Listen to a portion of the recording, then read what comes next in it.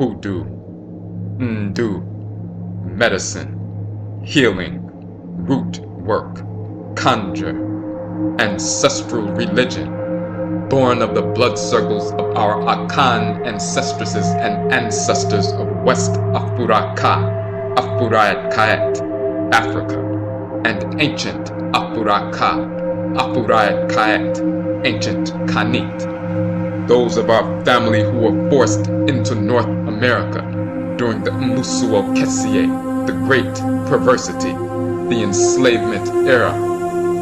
However, as we were transported, we brought our ancestral religion with us, and it was upon the foundation of our ancestral religion, upon the foundation of hoodoo, that our revolts against the whites and their offspring, against enslavement, and our subsequent independence through warfare were laid. When we had children, we drew our Nsamanfo, our ancestresses and ancestors, into the womb to return to Asase Afua, our earth mother once again. The knowledge of the religion and culture, the knowledge of hoodoo, was written into their okra, written into their soul, the divine consciousness by Nyamewa and Nyame, our great mother and great father, supreme being. As they grew and developed, they accessed this ancestral knowledge and incorporated it into every aspect of their lives. This is transcarnational transmission of culture, the intergenerational spiri-genetic transmission of culture, which was and is impervious to being broken through the horrors of the Amansesew enslavement. Hoodoo Mayn, Hoodoo Nation, the restoration of Akan Ancestral Religion in North America, born of the blood circles of our people, the Akan Ancestresses and Ancestors who continue to return. It is through hoodoo that we were sustained, and it is through hoodoo that we will fulfill our function, complete our mission, defeat our enemies, and restore our sacred ancestral order.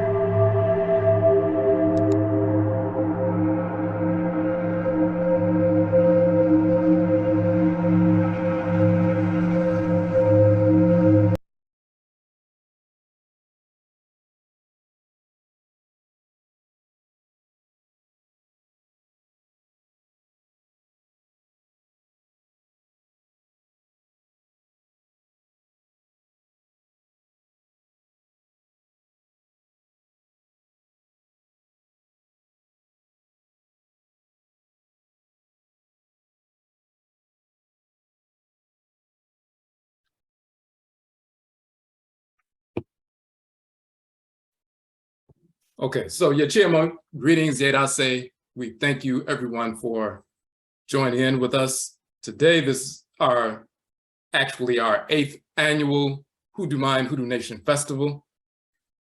For those who are unaware, I'm Odwiraman Akan, Odwiraman of Aakhuamuman Amaruka Atifi Mu, the Akwamu Nation in North America, within Odwiraman, the Purified Nation, Afurakani, Afuraitkaitnit people in the Western Hemisphere. I'm also Odumafo within Hoodoo Jasedaim, which is the hearth shrine of Akan Ancestral Religion in North America.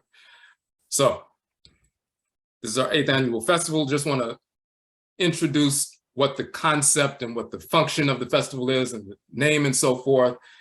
Going to go through some information in an introductory fashion. Then I'll bring on our first 2 presenters, Ama and Jojo, and they will go through the information they're dealing with in great detail. And then we can take some questions, and then we'll do a final presentation. But first, let's get to the Hoodoo Mayn page. So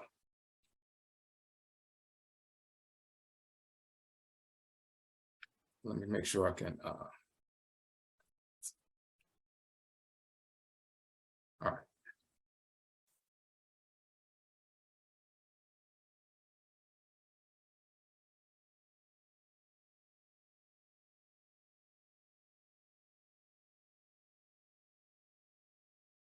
Okay, so first and foremost, Hoodoo Mayn. See, the Akan term, Omayn, means nation. It also means people, but it's a term for nation. So we use the term Hoodoo Mayn as Hoodoo Nation. We're specifically in this particular festival, this is our 8th annual, we focus on the Hoodoo tradition, which is specifically the Akan Ancestral Religion that was preserved in the blood circles of our Akan Ancestresses and Ancestors, and we are spiri-genetically descendant of them. Those of us who are Akan in North America, who are spiri-genetic descendants of Akan people and lived as Akan people in previous existence and so forth. We have returned through our ancestral blood circles. We still practice the same culture, of course. So we maintained Akan Ancestral Religion in North America for the past 300 plus years. When Black people were forced from the continent and so forth into the Western Hemisphere during the Musuo Kesi, which is the Great Perversity, the enslavement era, we maintained our ancestral religious practices. Now, people know about voodoo in Haiti to a certain extent.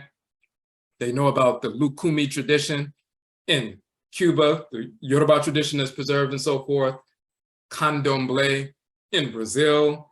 So people hear about these things in general, some people in more detail and so forth. They hear about how people preserve their traditions and continue to practice their ancestral religion across the board. But when it comes to our people in North America, we've been fed the false idea, and it comes from Europeans and then some of our people who hold on to these false ideas. We've been fed the false notion, the false idea, the false notion that we did not preserve our ancestral religious practices. And therefore we have no traditions other than, rudimentary forms of Afro folk magic and botanical arts and so forth. And since we don't have a tradition, we must go either to the Caribbean or South America or to the continent of Afuraitkaitnut, Africa, to retrieve a tradition and then bring it back to North America because we didn't preserve anything. Everybody else who was enslaved in Haiti and Dominican Republic and Puerto Rico and Cuba and Suriname and Guyana and Brazil and Trinidad and Tobago and everywhere else, all of them preserved their traditions, but Black people in America didn't preserve anything. So of course, that's 100% false. And so, for example, and let's just pull this up real quick. We have 3 different conferences per year. In our Etchi Sign Conference, our Ancestral Religious Reversion Conference, you'll see that in March around the equinox, and the most recent one was this one that we did back in March. We have our Ancestral Religious Reversion Conference, and we deal with the various traditions that we preserved in North America during the past 300 plus years. We also presented and produced and released a film, Amaruka Atifi Mu, African American Ancestral Divination. And you'll see it says Voodoo, Juju, Ngangai, Wanga, Hoodoo.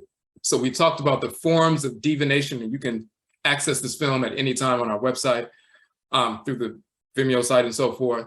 The different forms of divination we preserved in North America within our respective traditions that we've preserved for hundreds of years. We have Mama Mawusi Ashakir, who is dealing with the Juju tradition, which is the Yoruba tradition preserved in North America for the past 300 plus years. Mut Kajara Niyaya Nebethet, who deals with the Ngangan tradition, the Fang tradition, and Raseki and so forth, which is the Fang, F-A-N-G, the Fang people from Gabon and Cameroon. Some of us were forced, and she's part of that ancestry, was forced into the Western Hemisphere, preserved their ancestral traditions. We have Sechat Tut Ankwajet. She preserved the Wanga tradition. Her people were Gullah, and part of that Gullah tradition is the Ovambo tradition, the Ovambo people who preserve the Wanga tradition and so forth. We have Voodoo Queen Kalinda Laveau out of New Orleans. Her people preserved the Voodoo tradition in North America over 100 years before the Haitian Revolution, before Haitians migrated to New Orleans, to Louisiana.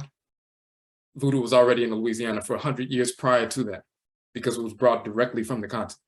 And then, of course, we talk about the Hoodoo tradition, which is the Akan tradition in North America. So that film deals with that. We have a conference in March around the equinox, where we have the different representatives of different traditions we preserve, and we deal with that at that conference. But this conference that we have every year, a few weeks after our New Year's observance, is specifically dealing with the Akan tradition. First and foremost, because we are Akan, of course, this is our tradition, and we want to, acknowledge and edify and educate our people, as well as other Afurakani, Afuraitkaitnit people, African Black people who are not part of the tradition, but they have their own traditions. When we study each other's traditions, it informs us about our own tradition because fundamentally we're on the same page. We align with the Great Mother and Great Father Supreme Being through the agency of the deities and the ancestral spirits, and we have different names for them based on our different ancestral cultures. Afurakani, Afuraitkaitnit, African Black culture only, of course, but we have the same structure, the same cosmological structure and foundation, but we have different approaches and expressions of that cosmological foundation.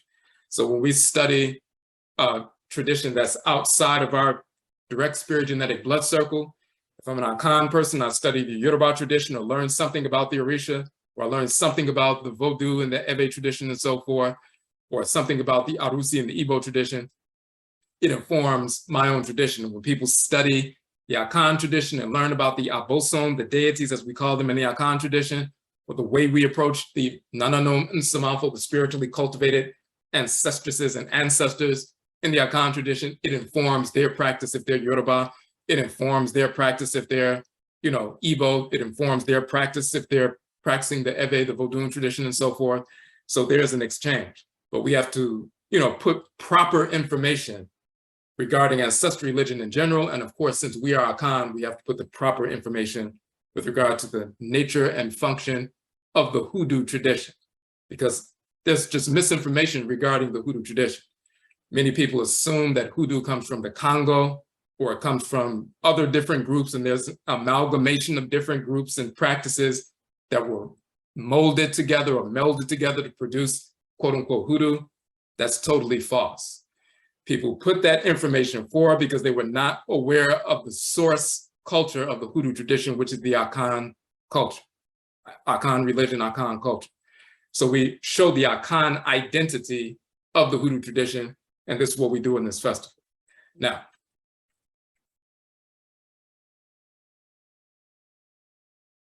so let's get into some, and just one thing that we did, if you look on this,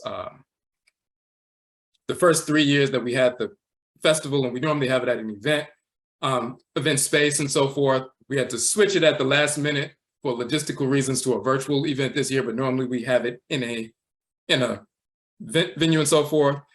And the first 3 years that we had the event, we published the HOODOO MAYN Hoodoo Nation Festival Journal each year for 13,016, 17, and 18. And you will see that you can download those books, as well as all of our 31 books, but you can download them for free. There are articles on the Hoodoo tradition, different aspects of the tradition and so forth. And, we go into some detail about a number of different things. So that's a source for information about the Hoodoo tradition. Now,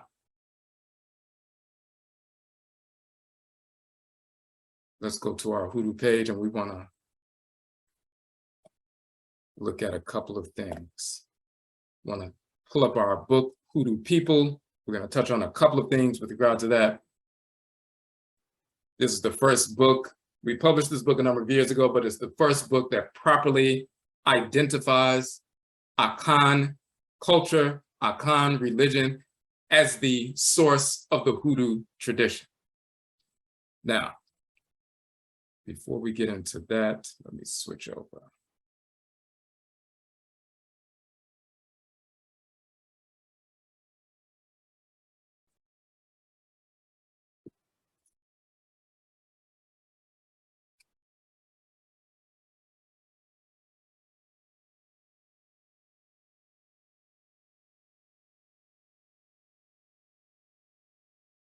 Now, when we talk about the Hoodoo tradition, we have various terms that are utilized in the tradition. What we have done and what we have shown and what we continue to publish on is all of these terms that are typically utilized in the Hoodoo tradition are part and parcel of Akan culture. So the Akan term undu, meaning medicine from roots, trees, plant life, and also to become heavy with the spirit through spirit possession and spirit communication. It also means to feel a presentiment of foreboding, seeing what's happening, unfolding in the spirit realm. That's the term undu. That is the origin of the term hoodoo in North America.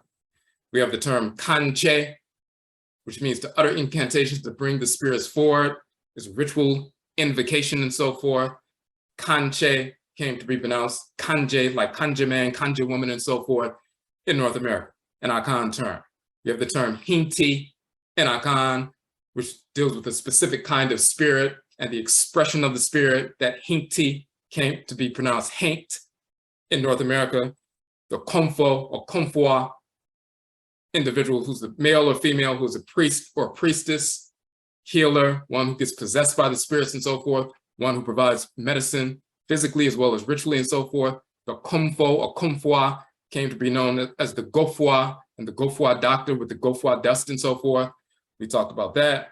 And we have articles and different broadcasts on each one of these terms. We have Jama Kakaru, Nyama, or the individual called Jama. He was an individual who was Nasafo Hini.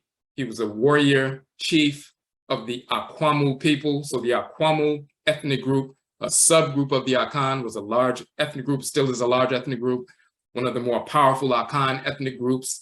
The Akwamu Hini, meaning the Akwamu king, had a general or warrior chief, Asafo Hini. His name was Nyama, also pronounced Njama or Jama. He was captured in the so-called 1700s, along with a large group of people. They were enslaved and sent to St. John's Island in the Caribbean. They waged war against the white slavers and so forth and took over the entire island for 6 months.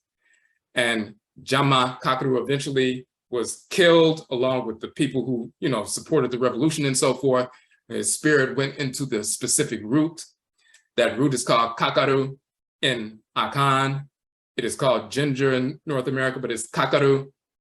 That is the origin of Jama Kakaru, or Jama's Kakaru, came to be pronounced by the Europeans. King Jama, as he was called on St. John's Island. He was an Asafo Hini or Asafo warrior king, warrior chief.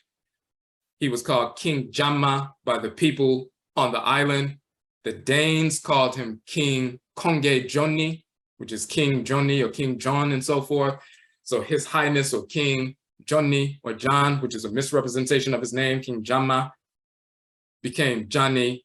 And the root is Kakaru. It became Johnny Kakaru or Johnny John, the High John, the Conqueror root, or Johnny Kakaru, as you will hear the blues musicians say and so forth.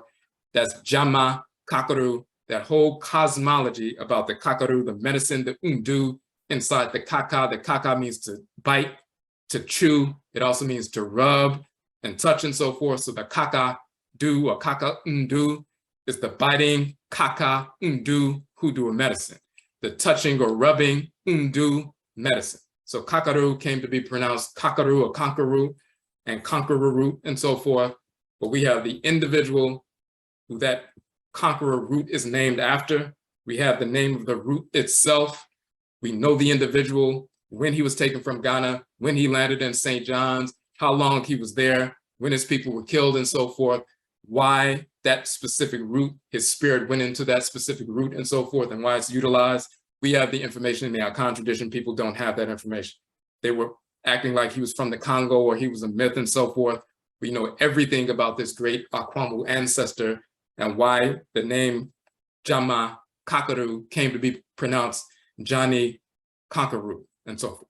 So we also have the notion of Jo, which means to shout through ritual incantation, and the ring shout and so forth, where we dance in a counterclockwise circle. That's part of our Akan tradition. It becomes shout in English. And then we have the moja, which means blood, but it's also the talisman, becomes mojo. And then ja, which is a patriclan talisman, becomes the jack or jackball in English. So we've done broadcasts and different things about each one of these terms.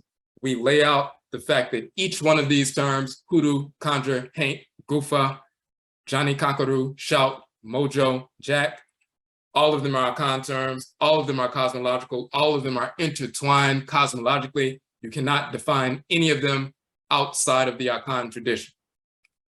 Prior to us putting this information out, people were misinforming people through books and movies and videos and documentaries and so forth, publications about the nature of these terms, what their function is, and so forth. We are the first to put forward the proper information. Now, let me go to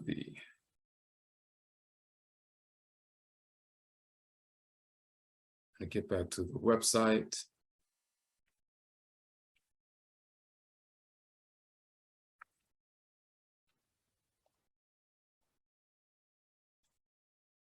And next, we want to say something about our shrine house.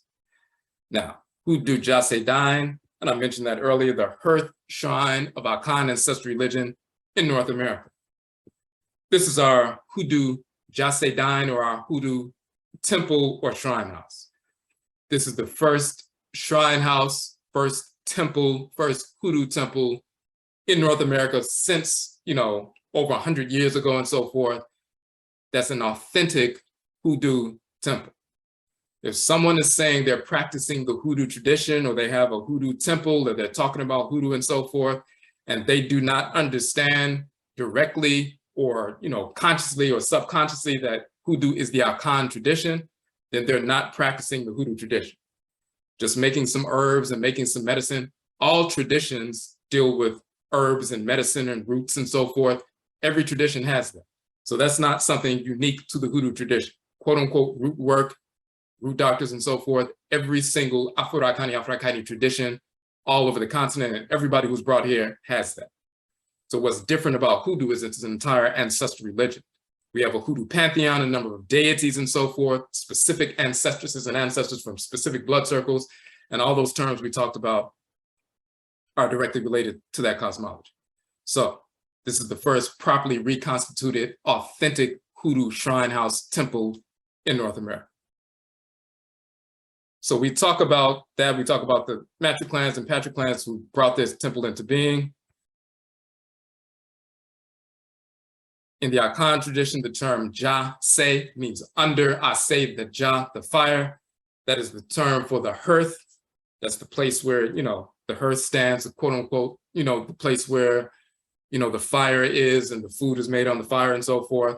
We have the term Odine, which means house, native house, room, or apartment, settlement, structure. But that's also a term we use in the ancestral religion. For Akan people, the term Abosom means deity. The Abosom Dine is the house or sanctuary, Odine, of the Abosom. It's the deity's house, the deity's shrine, the deity's space. So we have Jase Dine, that is the hearth space or hearth shrine. But the Dine also means to seek the protection of, put oneself under the protection of. Dine also means to turn, to give another direction, tendency, inclination, to turn, transform, change into, by sudden transformation. The Obayifo, a wizard, meaning of someone who has the Bayi force or power, misnomer, the sorcerer, witch, and so forth. But the Obayifo transforms himself into a leopard. That's Obayifo Dine, Nehon, Osebo. We're talking about transformation.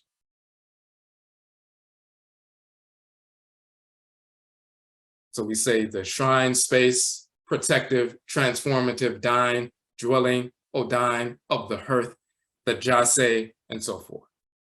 The reason we utilize that symbolism, this is a hearth, and you see the fire, the pot, and so forth. Food is cooked there, but also the medicine is made there. When our people were forced into the Western Hemisphere and we began to organize and so forth, at some point, we decided to free ourselves. We killed the slave master, so-called slave master, killed the wife, children, staff, burned the plantation down, escape into the swamps and so forth, different parts of the country outside of the plantations. One of those swamps was Dismal Swamp in North Carolina and Virginia. Thousands of our people lived in the Dismal Swamp. There were little islands in the Dismal Swamp that had dry area and so forth, dry land where people built homes, cultivated rice and other crops and so forth. We had children generation after generation after generation, to the point where some people lived in that area for over 100+ years, had never seen a white person. Thousands of people living in the Dismal Swamp. While miles away, some of our people were still enslaved on plantations. Those of our people who maintained ancestral religious practices, we were guided and empowered by the ancestresses and ancestors, the Nsamanfo, and the Abosom, the deities, on how to free ourselves from enslavement, defend ourselves, and maintain our sovereignty intergenerationally. When we would come to the free area, the first thing we would do is go to the shrine. And at that time, the shrine would be the same place as the hearth. The hearth is where the food was cooked. That's where the sacred fire was and so forth. It was also the place where the medicine was, made and so forth, and procured and made, fashioned. And then we would get purified. We would cleanse ourselves from that negativity after having escaped from the plantation and so forth. We would not only feed ourselves at the hearth, but we would also purify ourselves with the ritual medicine. That was the first shrine. And so then after that purification came, then we could reintegrate ourselves into this free, liberated community. And we're doing the same thing here. Our shrine house, Hoodoo Jasedain, that is a hearth space for Afurakani, Afuraitkaitnit people. When we come back to that hearth space after being participating in this perverse culture in North America, we cleanse ourselves, return to ourselves, purge that perverse culture, that perverse mindset out of ourselves, take our names back, reclaim them, reclaim our diets, reclaim our forms of rearing children and establishing sound marriages and so forth. Everything we need to do with regard to nation building, we recalibrate ourselves, purify ourselves at the hearth, at the shrine house, and then we can engage the nation building process with a sound, focused, discipline, awareness. So this is why we have our shrine house. And of course, Hoodoo Jasedain is the sponsor of the Hoodoo Mayn Hoodoo Nation Festival. Now,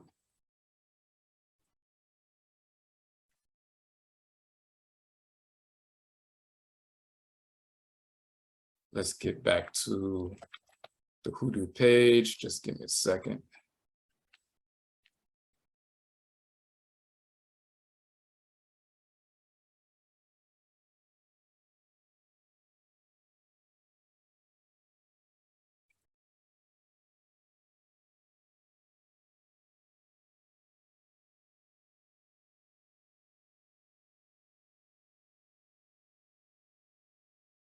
All right.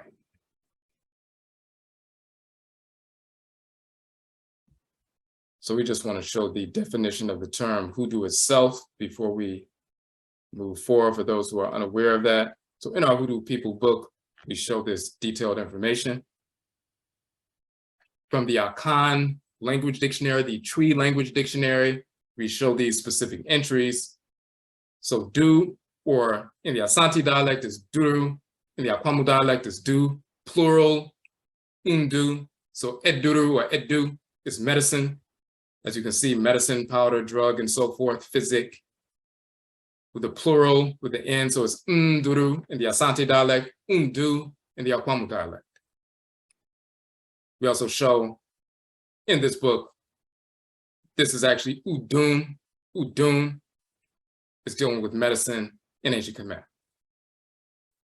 We have the term dua, which is to plant, edua or edria, plant, tree, shrub, plural, undua or undria. So you have the undu, which is the medicine that comes from the undua, the plants, trees, plant life, shrubs, and so forth. We show the term undun also as a term for tree or plant in ancient Khmer.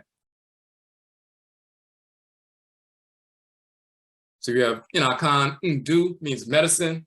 The other dialect is unduru, but in the Akwamu dialect is undu, and it is from the Akwamu people, the Akwamu Akan people, that the term hoodoo comes from.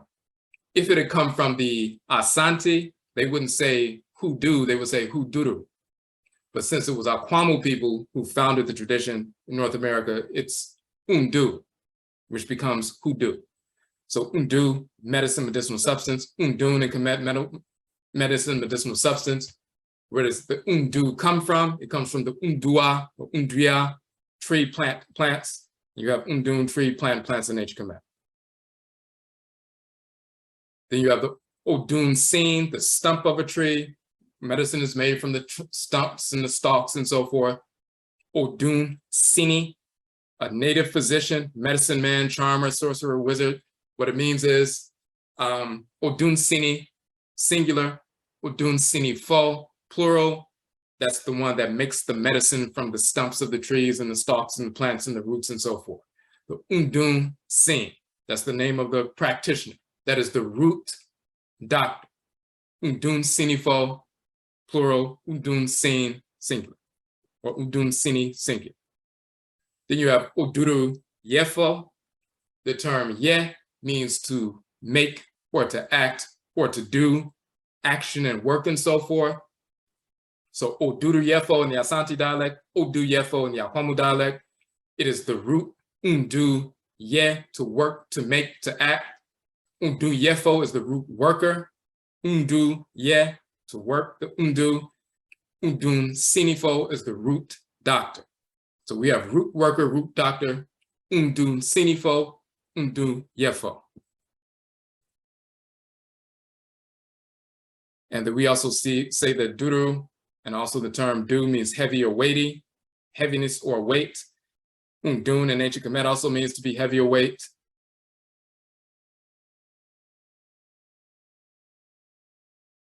And duru means to descend, dismount a light, come or go down, descend into, strike of lightning, to feel a presentiment, foreboding. So when the spirit possesses, the spirits come down, they descend, alight upon, penetrate into, that's undu. You become heavy with the spirit, undu, and then you have a presentiment or foreboding. You can see what's happening and unfolding in the spirit realm, undu. And then the work comes from the undu yefo, the root worker, root worker, and then undu sinifo, the root doctor. So everything revolves around the term undu, including the plant life undua. So no other culture can talk about the term hoodoo as it's properly defined with regard to its function and the root practitioners, and it's not just root work and so forth, but the practitioners within the tradition, all revolving around the term undu.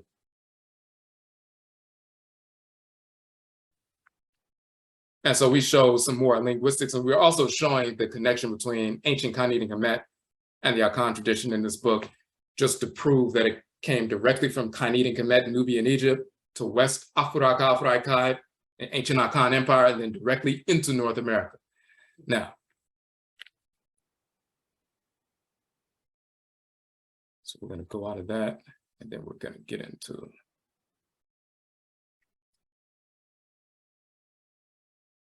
Now, one of the things that we touched on recently in a recent live that we did, we showed that the moja is the origin of the term mojo. You see the mojo bag and so forth. And then the jackball, the origin of that is the ja. So you have moja and eja in Akan, which became mojo and jack.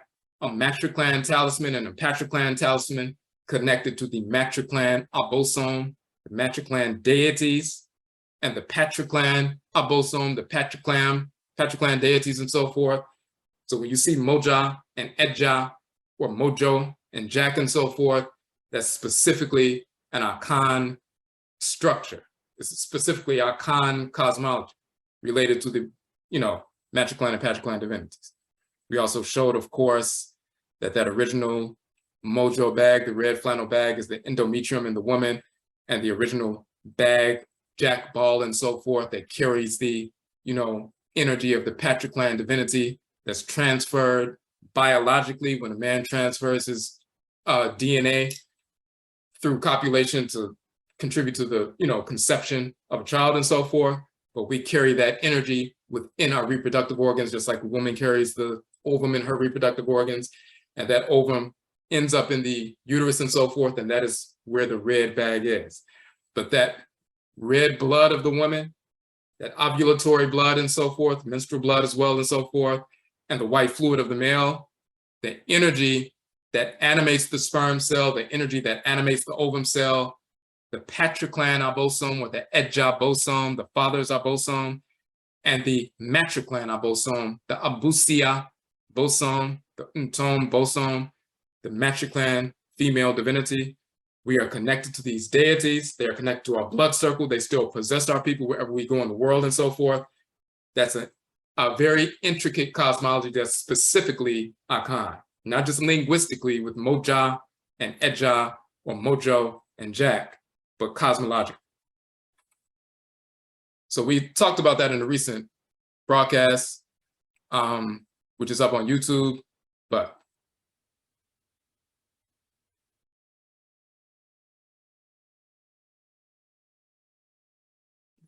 what we're going to touch on a little bit later, and I just want to introduce it now.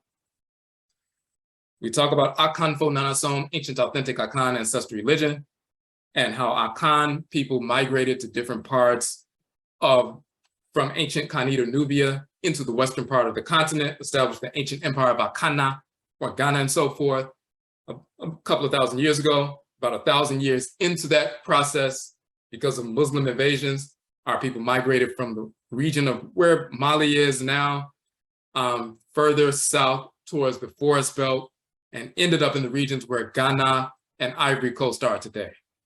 There are about 12, 13 million Akan people in Ghana. There are about 9 million Akan people in Ivory Coast. They are the majority population in these two nations and so forth, the largest ethnic groups in these two nations, 22, 23 plus million Akan people between Ghana and Ivory Coast. One of the largest ethnic groups on the continent, and one of the largest ethnic groups from whom Black people were stolen and forced into North America. So therefore, you'll find that we show up in different areas. In certain areas, like on St. John's Island and other places, some people were passing legislation because since the Akan people were so prone to revolting, some of them were trying to pass the legislation to say, we're not going to import Akan-speaking people or Akan people from the Akan ethnic group. We're not going to import them as slaves because they're too prone to revolting. We'll import some others, but we're going to stay away from them. They tried to pass that legislation in certain places because we were known for revolt. There's a revolt in New York in 1712. There's revolts all over North America. There are revolts in the Caribbean and South America. When we look at Akan Fo Nanasom, ancient authentic Akan ancestral religion in the Western Hemisphere, we just show that in America, hoodoo comes from the Akan term undu. In Jamaica, you have obea, that comes from the Akan term obayi, which is also pronounced obei. That's where you get obea or obia from and so forth. And Akan people were dominant culturally in Jamaica, and even with regard to the Maroons and Akampong and so forth, you'll find they still use Akan language. Some of them still speak the Akan language, still speaking it fluently and so forth in the Maroon villages and so forth. People know about the Akan presence there. You had Obayifo, so-called, which is with, male and female and so forth, but you also had Kumfo in Jamaica as well. But Obeya comes from the Akan term Obeyi or Obayi, and that's been pretty well documented. In Guyana, you have Komfa. Komfa is the term in Guyana for the traditional religion. And once again, Akan people were culturally dominant in Guyana. Komfa comes from the Akan term Okomfo or Okomfoa in the Asante dialect. That's a form of priest or priestess and so forth. And then you also have Suriname in South America. The term is Winti. That comes from the Akan term Winti. Now,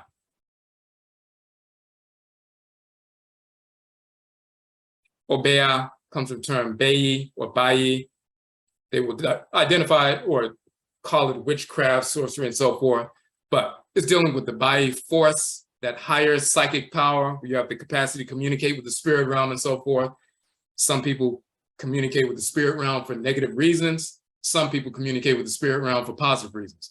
People who are higher level, actual Okomfo, actual Abosomfo, and so forth, they're not able to use the energy that they have for disordered purposes. If they try to use the energy they have that they're aligned with specific deities with for disordered purposes or criminal purposes, the force in nature, the aboson, which is the same as Orisha and Yoruba and Vodou and Ewe and so forth, that aboson will separate himself or herself from the priest or priestess. Now that priest or priestess no longer has access to the energy of that deity, of that force in nature. If you operate outside of harmony with divine order, then the forces of divine order, the deities, they will separate themselves from you. You're not going to force them or force in nature to help you participate in something foolish. And then the only spirits that such individuals have access to are the discarnate spirits of their deceased relatives and some non-relatives who are spiritually uncultivated. So a deceased individual who lived their life as an alcoholic or a drug addict or a rapist or murderer and so forth, and they transition, their little negative spirit is still hanging around and they can access somebody like that. Some of them, if they're unscrupulous, will seek to pass that communication off with the spirit world as communication with the dead. But people who practice tradition know better than that. But Obeya comes from Obaye. The reason they talk about the higher psychic power and why the term Obeya became the term that was utilized to, identify the Akan tradition in general in Jamaica is because that was the most prominent expression of the tradition. When Europeans saw we were utilizing tradition and ritual to attack them and kill them and free ourselves from enslavement, they said that was witchcraft, sorcery, and they tried to make it negative. Of course, it's positive for us. The same thing with hoodoo. They try to make the term hoodoo negative, talking about witchcraft and sorcery and so forth, dealing with root work and medicine and so forth. Undu meaning medicine from roots, trees, and plant life, and to work the roots and so forth. That aspect of the tradition was the most prominent because we utilized roots to poison the so-called slaver, his wife, children, staff, kill them. That's chemical and biological warfare. And then after we kill them, we escape from the plantation.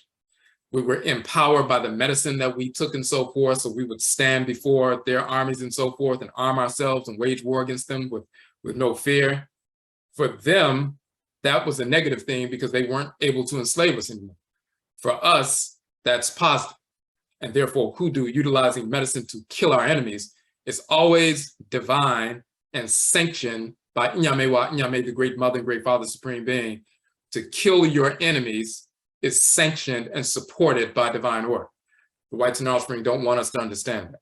That turning the other cheek and then loving your enemies is pure stupidity. It has no basis in reality or divine order at all. So just like hoodoo became the popular term for the Akan tradition in North America, another Akan word, Obaye or Obey, became the popular term for the entire tradition in Jamaica. The same thing in Guyana, Komfa and Komfwa and so forth. You'll see that in Guyana. It comes from the Komfo in the Akwamu dialect. In the Asante dialect, they say Komfwa, Komfwa, and this is where you get Komfa and so forth. They'll say a fetish man possessed with or prophesying by a fetish, talking about an aboson, but that's a certain class of priest or priestess, the Okomfo, male or female. Then, of course, you have hoodoo. We already went through the whole notion of hoodoo and so forth. You have the Oduyefo. In the Asante dialect, it's the Oduruyefo. You have Odunsinifo, the root doctor, Oduyefo, the root worker. And you also have, in the Asante dialect, it's Oduru Mafo. In the Akwamu dialect, it's Odumafo. And that's the one who is Oduru or Nduru, and Ma, the one who gives or provides Ma, the Undu, the medicine. And that's inclusive of divination. So when we talk about it, when you see on the website, it says that Ojirafo, myself, is a traditional Odumafo.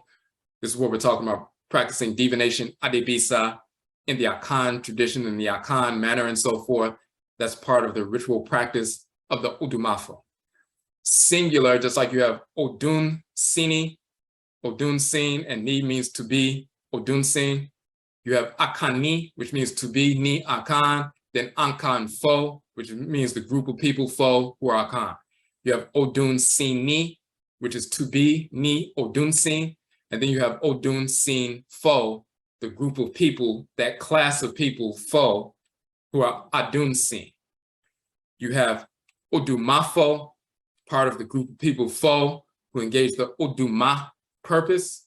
And then you have Oduma Ni, which is to be, Ni, Oduma. Odumani came to be Hoodoo-mani or Udumani or Hoodoo-man or Hoodoo man and so forth. This is where you get the term Hoodoo man, also Hoodoo woman and so forth, Odumani. But the plural is Oduma Fo. It's like saying Oduma folks. The term Fo and Akan represents a group of people. So we give that information as well. One other piece we just want to show.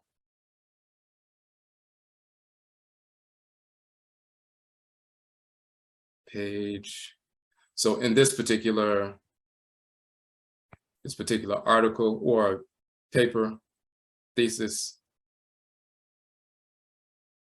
it's called Komfa, Obeya, and Emancipation, Celebrating Guyanese Freedoms While Captive in Cultural Politics. Just wanted to show this.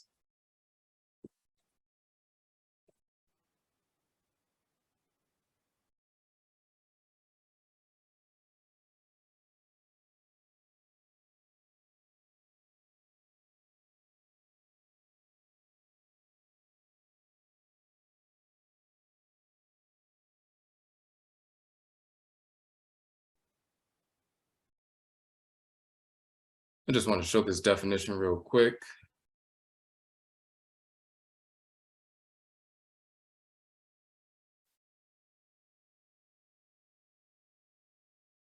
Now,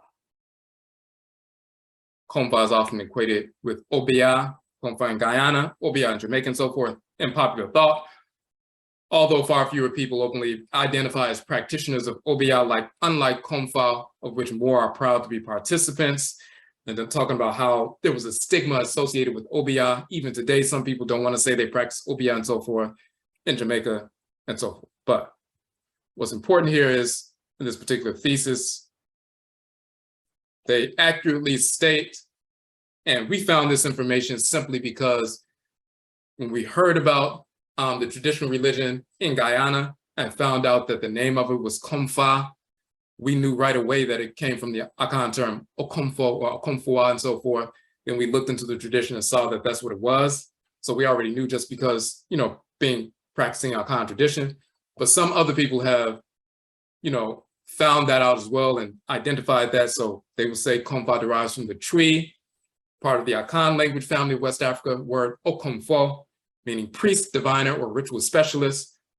Although there are other less neutral definitions abound and so forth. So that's one piece. Now, second. All right.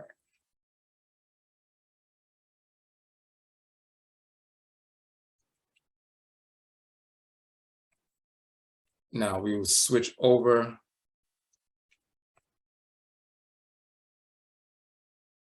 An African-American religion called Winti. So the majority of that, and this is from someone who is from Suriname and so forth, the majority of Africans shipped to Suriname in South America between 1650 and 1800 came from the Akan Fanti speaking regions, today's Ghana, and the Ewe Fon Nago speaking regions, areas, Togo, Benin, formerly Dahomey, and Western Nigeria, which together form the Greater Kwa Languages and Culture Zone. Now, he says where the word Winti came from must yet be looked into, but besides the common meaning of air and motion, derived from the Germanic wind, it also signifies all activities of the Afro-Surinamers resulting from and determined by their religious experiences as a practical expression of these experiences.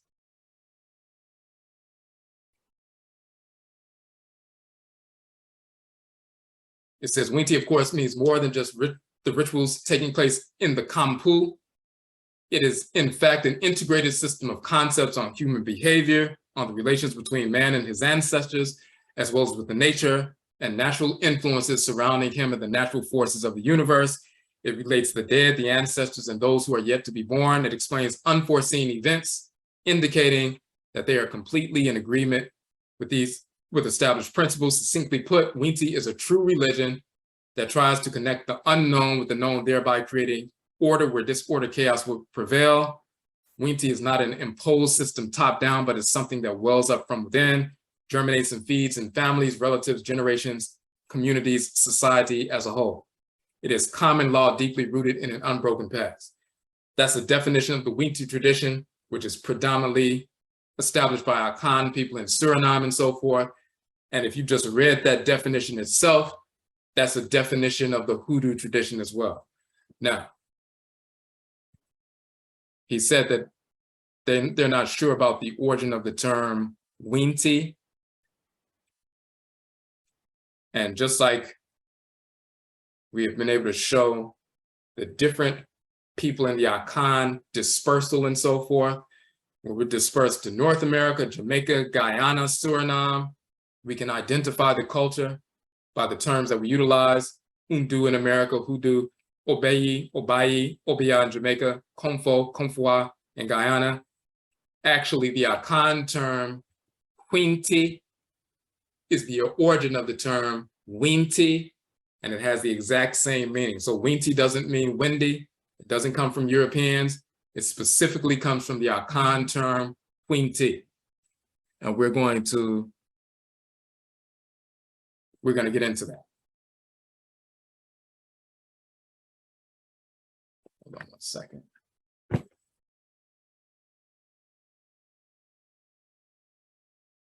So, in fact, I'm going to get into that, in my presentation. This was just an introduction to the nature of the Hoodoo tradition. But what we want to do right now is turn it over to Ama Ma'ati and Jojo Ma'ati.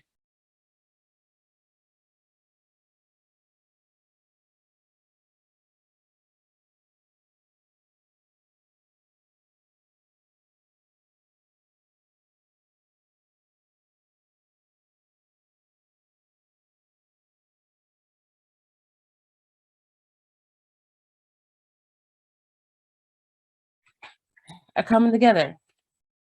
Heads up, y'all. Heads up. Heads up. What's up, everybody?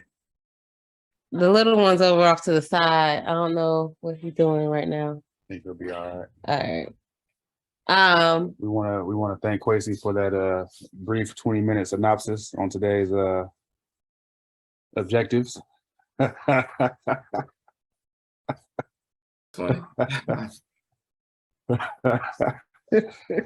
So yes, we have prepared a collection of slides, a PowerPoint presentation. We're going to talk about some things that we feel are important as far as establishing a relationship as Akan people in North America with the principles of Nanasom incorporated into it. So Hoodoo Balance Led Life. Part of the reason why we picked that title is because we couldn't decide which word signified more of what we're trying to get at, but we found that both actually signified it, because if your life is led from a Hoodoo perspective, you're going to look for balance, right? And anytime that you do come out of balance and you still live by a Hoodoo perspective of your life, you practice Hoodoo, then you are going to do things that you need to do to get yourself back into balance. So that's why we use both words. Now, Hoodoo Balanced Life, the objectives that we're going to present to you all in this presentation is 3 things. What does it mean? The divine consciousness aspect of it, and why is it Hoodoo? Okay. So what does it mean? You know, Kwesi published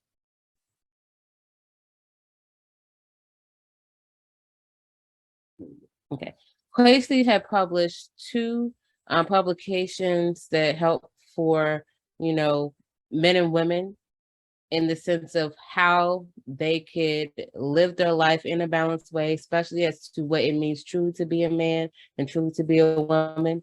The Akan term for man is Oberima, and the Akan term for woman is Obatan.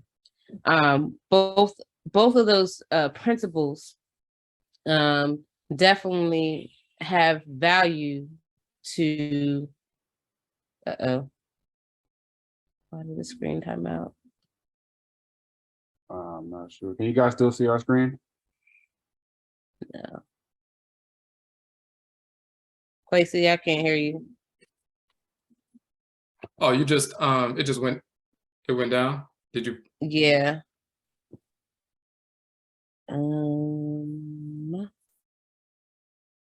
See why it did that. It stopped screen sharing for some reason. Automatically, the TV decided it was gonna do what it was gonna do. Okay. All right.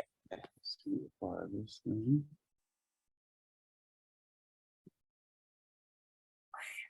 Can you see our screen now? I know it's just showing you. The screen Oh, is just showing us. Oh, I had to go back to the screen share. Hold on. Hey now.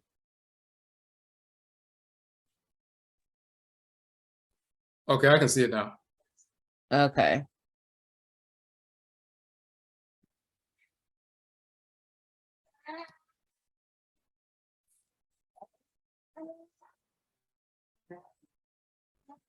Okay. Back to where we were. Sorry about that, y'all. Technical difficulties.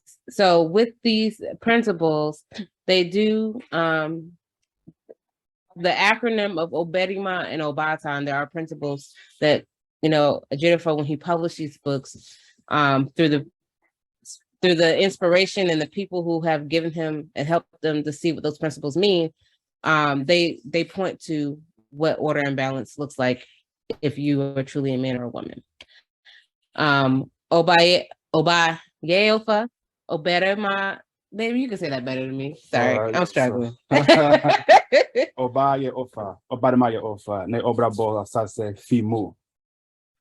That means woman is half, man is half, is the law of ethical existence in the house of the Earth Mother. And I think it's important to understand that when we're talking about laws, we're talking about institutionalized principles that we live by that pretty much ensure our survival into the future, ensure our longevity. So this law is in place and it is intrinsic, you know what I mean, to our survival as a people. And that's why you kind of see the breakdown of this so-called society of America right now, because this principle right here is being totally disrespected and disregarded by these Americans. Well, and part of it is because they don't understand truly what it signifies to be Oberima or Oba, you know? Absolutely not. So because they don't know and understand that, they have trouble really trying to balance that out. Right. So the first principle of Obatan and the first principle of Oberima is order. That's the O in both of those words. O, order. Okay. With order, that's when you are recognizing the divine order of creation, the balance of female and male. And that means, or balance of male and female. That means you are respecting the physical, emotional, mental, cultural, spiritual sides of both of male and female. Now, male and female is energy, but how it manifests physically within our forms, there's differences, right? You often sense the masculine is more of like the spark, and in the illusion of the spark is, you know, related to the sperm cell, right? And then you often see the feminine side of the female side as more receptive, and that is the house is receiving that spark, the energy from the male side into the female to create a being, right? Those are two complementary sides, right? The ovum cell is not going to be superior to the sperm cell, and the sperm cell is not going to be superior to the ovum cell. but they both are necessary, right, to create a being. Both sides are necessary to be able to understand the flow and movement of energy, our thoughts, our intentions, our actions. And when imbalance occurs, well, oftentimes you see unstable individuals. Oftentimes, yeah. You'll see, men wanting to be women or women wanting to be men. You'll see toxic masculinity and toxic femininity, where either side is trying to overcome the other side. You'll even see an inability for either side to man up or woman up to their responsibilities and be accountable to them. And the perfect example of what we see that is in parenting, right? The narrative, and I understand the family institution is under war by design, but the challenge that we often have is that you often point out the absentee of a father in a family, but never point out the absenteeism of a mother in a family, or the fact that, a mother may be very toxic in how she raises her children. She's, demeaning them every chance she gets. If she has any sons, she's emasculating him and wanting him to be more effeminate or whatever the case may be. Or the other way around, like, if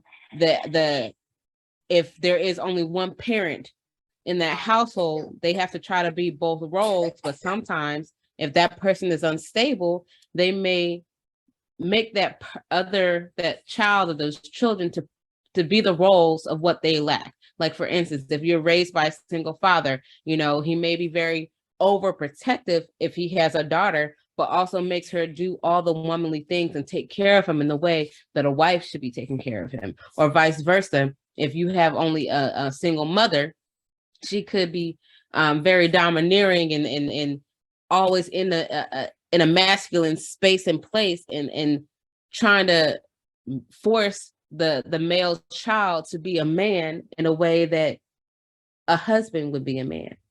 So it's those things that we have to be mindful of and understand, that because of our enemies, the whites and the offspring, that's where the insanity and imbalance come from. And we try to define what man and woman is based on those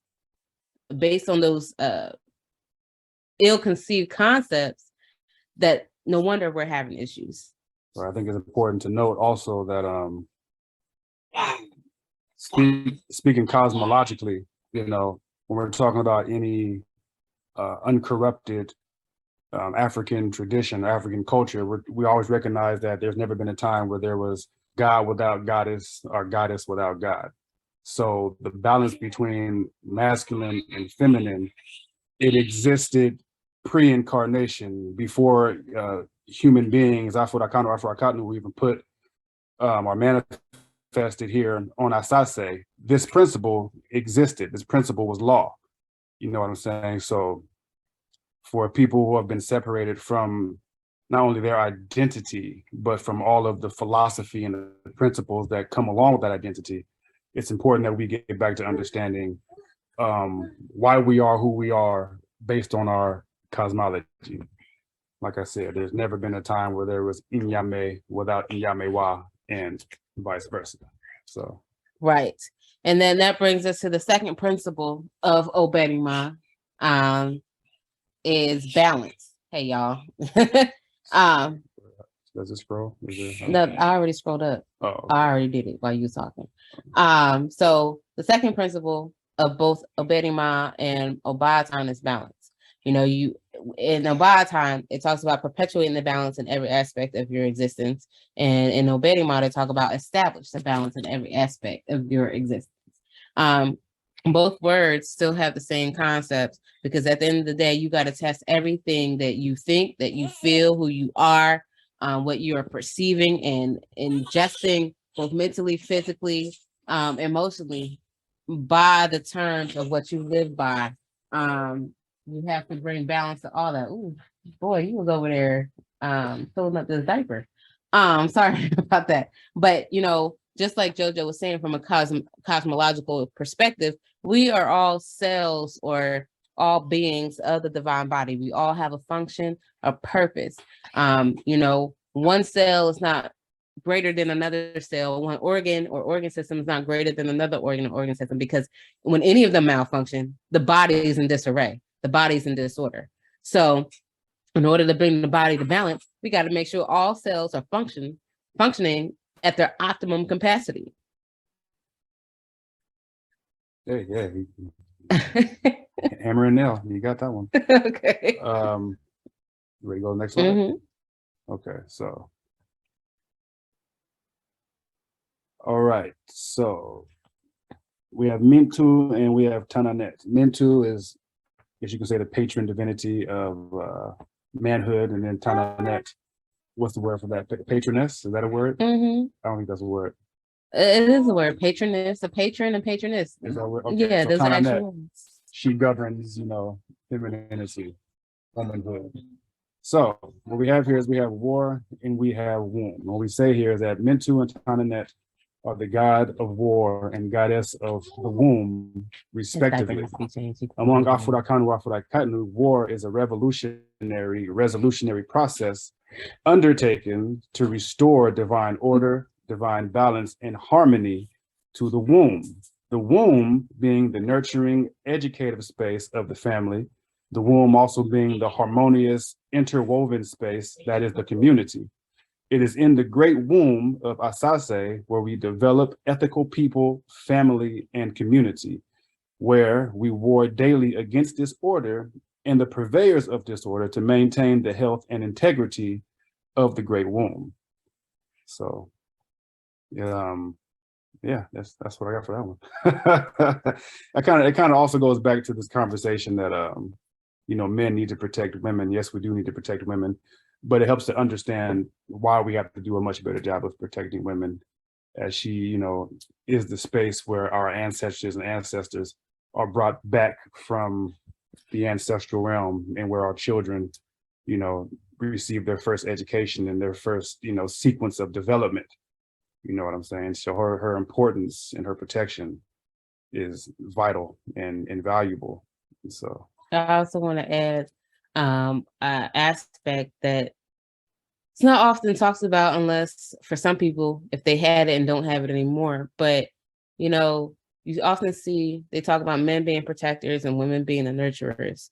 And nurturing the family is something that we hope to do. I mean, as a woman, especially when you are married, to nurture your children and your home, your husband, it's a reflection on some level of your gifts. Like they often talk about, I know when I was in Christian in church, about I don't remember that scripture, but it's not important. But it's about, the woman, the type of woman that she is. If the husband picks a certain type of woman, he will have honor upon him, basically. And if he picks a woman that doesn't bring honor, where he'll have all kinds of issues. And they often have this narrative from a male perspective of the type of attributes that a woman should hold to be able to be that nurturing role, or to be that for her husband, so that he will have, those type of blessings that he's seeking. And, I'm not trying to be Christian in that concept, but I want to uphold that in that sense. When you look at the family structure, it is very important that we all play a role. Now, granted, is it saying that women can't be warriors? No, it's not saying that. Is it saying that men can't be nurturers? No, it's not saying that.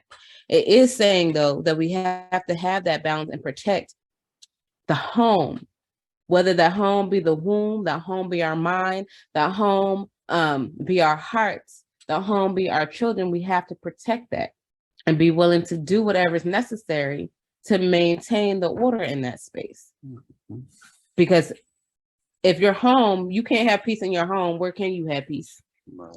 And oftentimes, because of the disorder that is now pervade out in the world, we're often experiencing it within our homes. There may be violence, abuse, for whatever reason. There's only one parent in the home. And granted, if a person passed away, you can't really help that. But if the person just left, that's the imbalance there. There's no value in the idea of being a parent. The idea of, the type of man that a woman will want to respect in order to listen when he's trying to say, look, I feel like this is something I need to do. This is my task that helps benefit the family.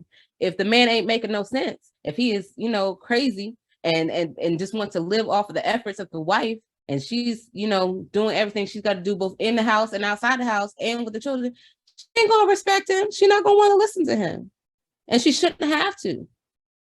And on the same side, if a man doesn't feel like he can be, I don't want to necessarily say the ego be protected, because I don't want it to be taken the wrong way, but on some level, there has to be some level of protection of that ego. But if she doesn't value him enough to support him in his dreams or help him make sure that he can do the things that he has to do as a man to be able to be beneficial to the family, if he's not backing her up in the discipline for the children or the direction of the education of the household or how the household is maintained, then he can't grow in that space, and she can't grow in that space. And then even when you break it down on the sense of our bodies, if your health, because war is waged upon our health as well. So Jojo said something to me today that made absolute sense when I was receptive to it, but two, when I finally was honest with myself about what was immobilizing me from being receptive to something about my health, in the sense that I am responsible, right, for the things that I put within myself, the things that I surround myself with, all those things, right? This whole being, our auras, our wombs, for our whole energetic being, right? So I was not protecting that space, that womb. And you see the onslaught and things of war as my husband, he's like, look, if you're not going to protect this space, I can't help you be the best you're going to be. I'm going to try to be the best I'm going to be because I want to protect my space, but I can't have you in my space if you're not going to help me protect it either. So understanding that with our bodies, protecting our space, our womb space, and our bodies, and being able to connect with each other, that in and of itself is a revolutionary aspect of being able to fight against the things that harm the womb. Sure. Or yo, but hold on, before you click that, Okay.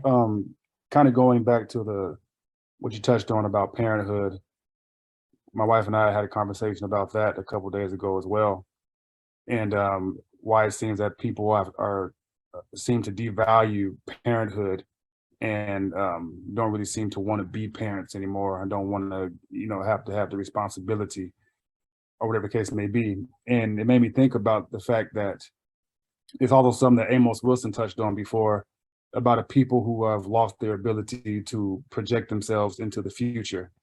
And for people who don't look past today, don't look past the weekend, it's hard to value something as far as important as parenthood, which is the act of, projecting not only yourself, but projecting your family into the future. It's a future institution. It's you engage in actions that today that are going to have consequences once your child is born, until they eventually perish, and then they have their children, and the cycle goes on and on and on and on. So for people who are incapable of looking, 100, 200, 500 years down the line, it changes the way you think, it changes what you value, it changes things that you put your energy and your potential into. So I think it's important as Afurakanu, Afuraitkaitnit people, that we get back to being able to see ourselves in the future and project ourselves into the future. Because if you go back to ancient Akani land, if you go back to ancient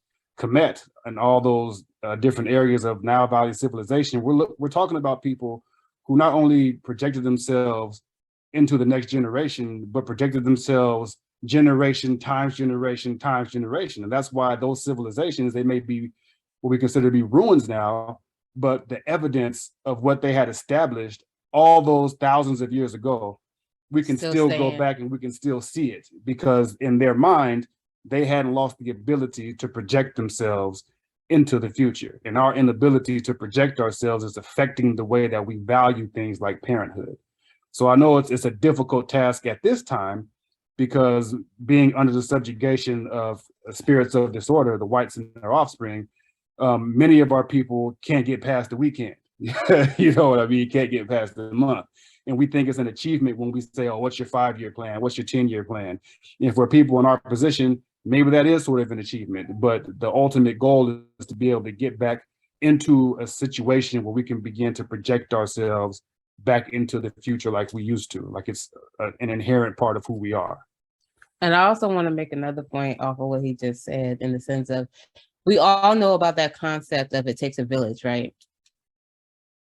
That is also revolution and resolution in of itself, right? Because if you have a village standing by you, regardless if there are 2 parents in a household or not, that village helps to supplement whatever the needs are.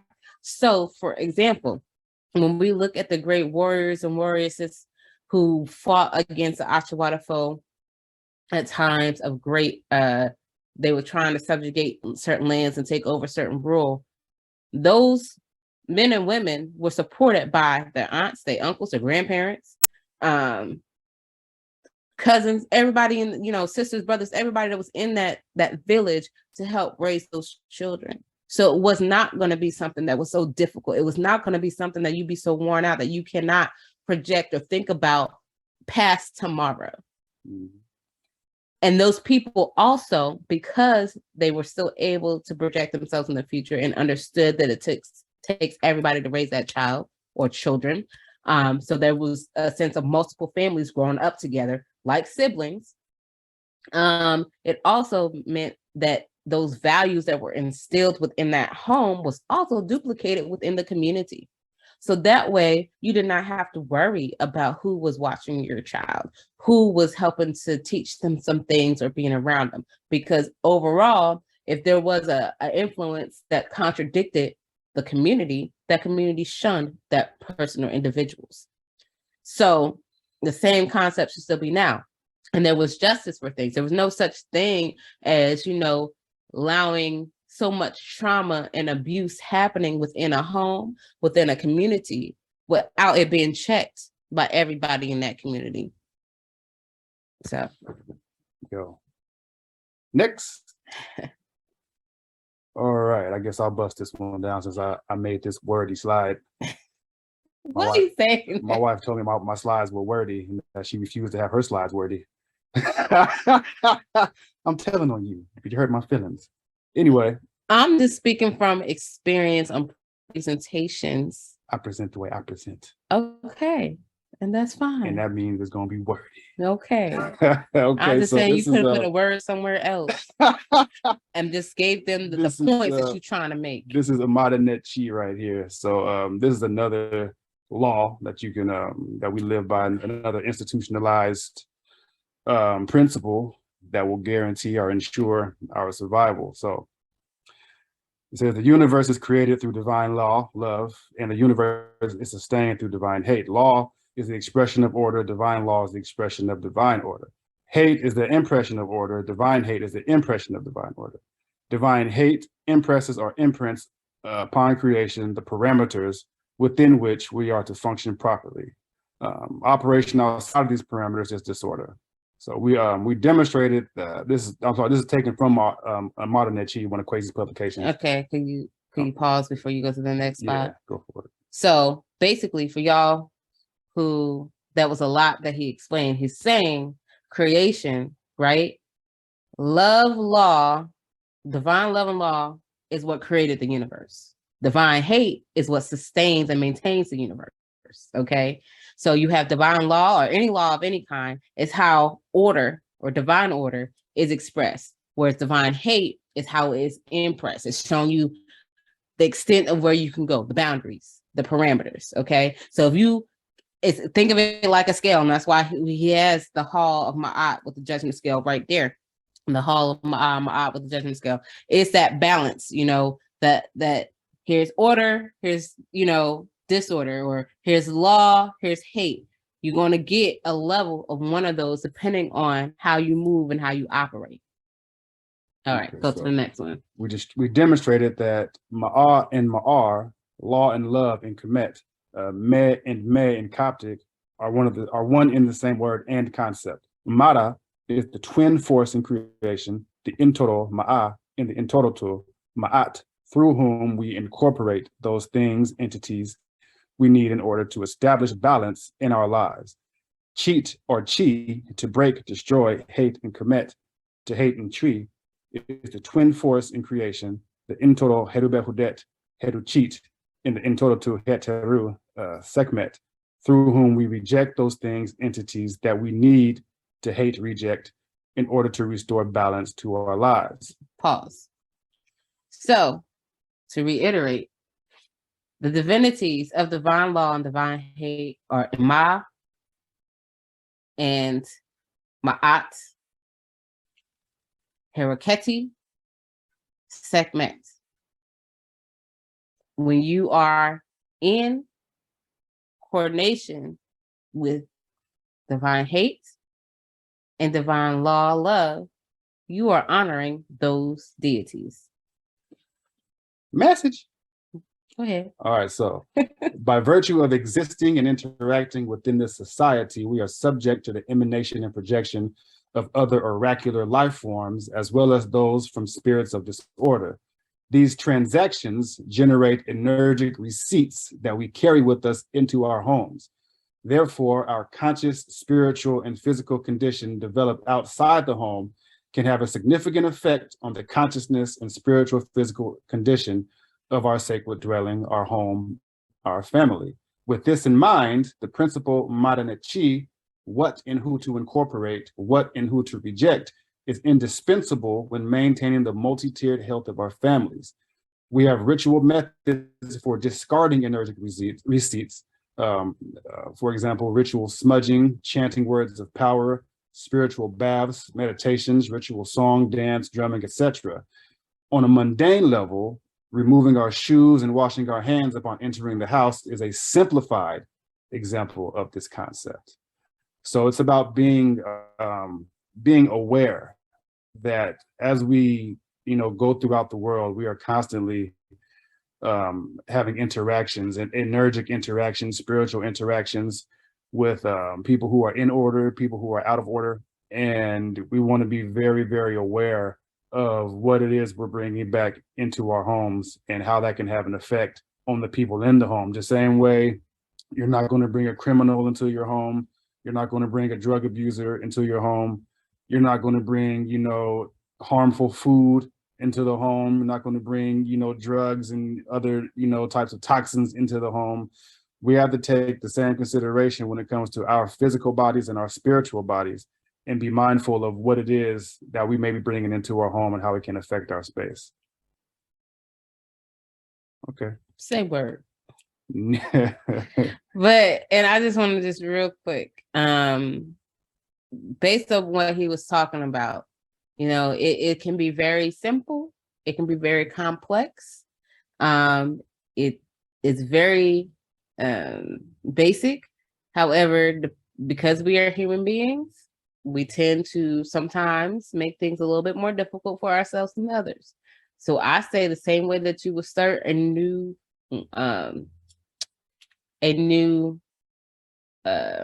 habit is make it very basic. So divine hate, divine law, make it very basic. Go to your shrine and say, okay, what do y'all accept of me? What do y'all not accept of me? And just start right there. And you build up over time as you maintain a certain level in your life. I mean, it's really that simple. Now, it gets a little bit more complex a lot of times when we're dealing with individuals. I know for myself, I have challenges with individuals who look like me, who may have a more Afrocentric concept of life than others, but yet they still are Achawada folk in a lot of their ways. So that for me is more challenging than say my husband who don't like nobody. So that is something where I really have to work on and really have to take to the shrine a lot, or just something as simple as he says, mantras daily, words of affirmation, or looking at things with a concept that is still intrinsically cosmological, that helps me to navigate and just keep tabs of these receipts of these people. And for those of you who have created shrines, you have your Nkom, you engage in Nkomade. When she said when you go to your shrine and you make these inquiries, don't forget to listen. And for those of us who may not be clairvoyant, clairsentient, or who have these abilities, but we're still building them up, we have to realize that as you go out into the world, your questions are going to be answered in different ways. So pay attention to what other people might say to you. Pay attention to what comes across your YouTube feed. Pay attention to what you might see scrolling on social media, because if these are the things you're going to spend your time doing, those are where your questions are more likely going to be answered, because your ancestors see what you're doing. It's okay, well, let's put this right here for this person, and hopefully they'll realize what's going on. So after you go to your shrine, make your inquiry, make sure you continue to pay attention. And it's not that I don't like anybody. That's me just being funny. I know, but the thing is, I do reject a lot of people. And I have a regular 9 to 5 like anybody else. I go to work and I'm cordial with the people that I work with, but I understand there's a line, and it's a very defined line. You know what I'm saying? I understand that when it comes to philosophy, when it comes to principles, when it comes to the things that guide my life, there's only so much I can share with people, because there's only so far they're willing to go. Do they want to hear about Africa? Yes. Do they want to hear about some of the principles of ancestral religion? Yes. But like most people, when you start talking about who our enemies are, that's where you lose a lot of Black people, because they don't want to have that conversation. I talk about this all the time. People see this amulet that my wife had made for me. They all got questions about it. And like I said, it's only so far I can go. This is a personality profile in stones. That's what I tell most people, because that's as far as their mind is ready to go to it. So it's just about understanding who it is you're dealing with. You know what I'm saying? And keeping it in its context. You know what I'm saying? And don't overextend yourself with people or for people who aren't ready to overextend and come back and have reciprocity with you in that moment or in that relationship. Right. And that's why it's difficult for me, because I always look at people, well, they at least heard this bit, so maybe I can introduce them to this much or this much. And that's the problem. I have a hard time understanding how much people are really truly able to just deal with and leave it at that. I'll be seeing the potential and wanting to work on that potential when their actions are showing me, Right. For me, like you said, keep it simple. And for me, keeping it simple, it's, if you can't talk to me about who our enemies are and have a real conversation about that, I already know where you at. So it doesn't matter how much spirituality you want to talk about, how much culture and tradition you want to talk about. If you're not ready to talk about what needs to happen to these people and how this happening to these people is necessary for us to survive, then, like I said, that's where I already know we're not there. You're not there. On to the next. Yeah, I'll be trying to save every little body. So divine consciousness. We have the Okra, that's Ka-Kaet, soul, that's governance, that's the divine consciousness. That's the entity, the goddess or God that was assigned to you pre-incarnation, that governs your head. And we have another subcategory here as far as contribution, Sankofa, return gold grass, and then Inyangsa, wisdom. Wait, before you do all that, you went through that pretty fast. So, okay, I'm sorry. Just like he said, your Okra, your Okrawa, your Sadie, your Okra, your Okrawa, your Ori and Ifa, that soul, that your soul's consciousness, that's what governs you. That's often what leads you to let you know, I should do this, I shouldn't do that. That right there is an actual entity. When we have our names, like I go by Ama, but truly Ama is my soul's name. Ama, by saying Ama, is that energetic provocation to the deity Heteru to kind of keep bringing me in line and keeping me, in accordance to divine harmony, right? So our Okra, our Okrawa, they're our personal deities, our personal abosom. You know how people talk about, guardian angels? That's what they're talking about. They're talking about, well, there's a lot of times they're talking about our Nanano Misamafo, our spiritually cultivated ancestors and ancestresses, but they're also talking about the Okra Okrawa. And those deities are the individual bosoms that throughout their life, their function, their purpose is make sure we stay on the right track. So within that governance comes the function that's based in our identity and the reason for why we reincarnated, the reason for Bebra. So that's where we get into, like I talked about, what, like he pointed out, contribution, Sankofa, the return, gold, grass, and Yansa, wisdom. Okay. So Akan people ritually invoke their bosom in order to harmonize themselves with creation. How I got to know how Ama presents, or Nana Ama, Nana Amemeniwa, how they present and how that, what that means for me is by me invoking her, by me talking to Heteru, by me doing things, wearing colors or having certain images or whatever that kept me in tune to her to understand how she manifests for me. And I do the same thing for any other bosom, any other Insamanfo. So I'm not saying it, I mean, just to keep it simple, to start right there, yeah, you want to do it first for your Okrawa, but when you want to start getting to know or talking to other people within your family line or within your within our pantheon, it's just basically by invoking them to get the guidance that you want, that you need. And then within our Okrawa, how we're made up, that divine intelligently manufacturing of us, within our soul consciousness, we are given everything we need to be able to execute our function in creation. So for whatever our reason was for reincarnating, we have everything we need within us to be able to execute it in the world. So let's go back to the idea of the great divine body, which is Amen and Amenet, you know, the great supreme being.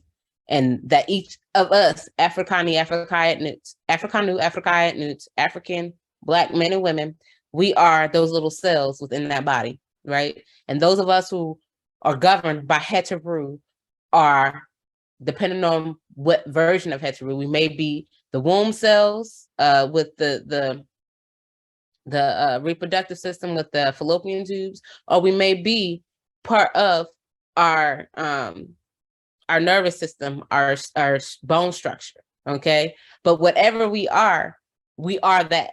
And however we have to express that, that's how we have to express it. Another little Ama is going to be different than me. And I'm going to be different than another little Ama cell. But that's fine. That is perfectly fine. We don't have to all execute the same way, but we do kind of understand each other as we function. No, most of the women that I surround myself are Saturday borns. It wasn't done intentionally, but I do know it when I recognize that connection and how we function, yet we're all very similar and may say things the same exact way, but we all have our little things that make us slightly different. It's just like a fingerprint, you know, it's slightly different. And we all have different needs and different perspectives of life.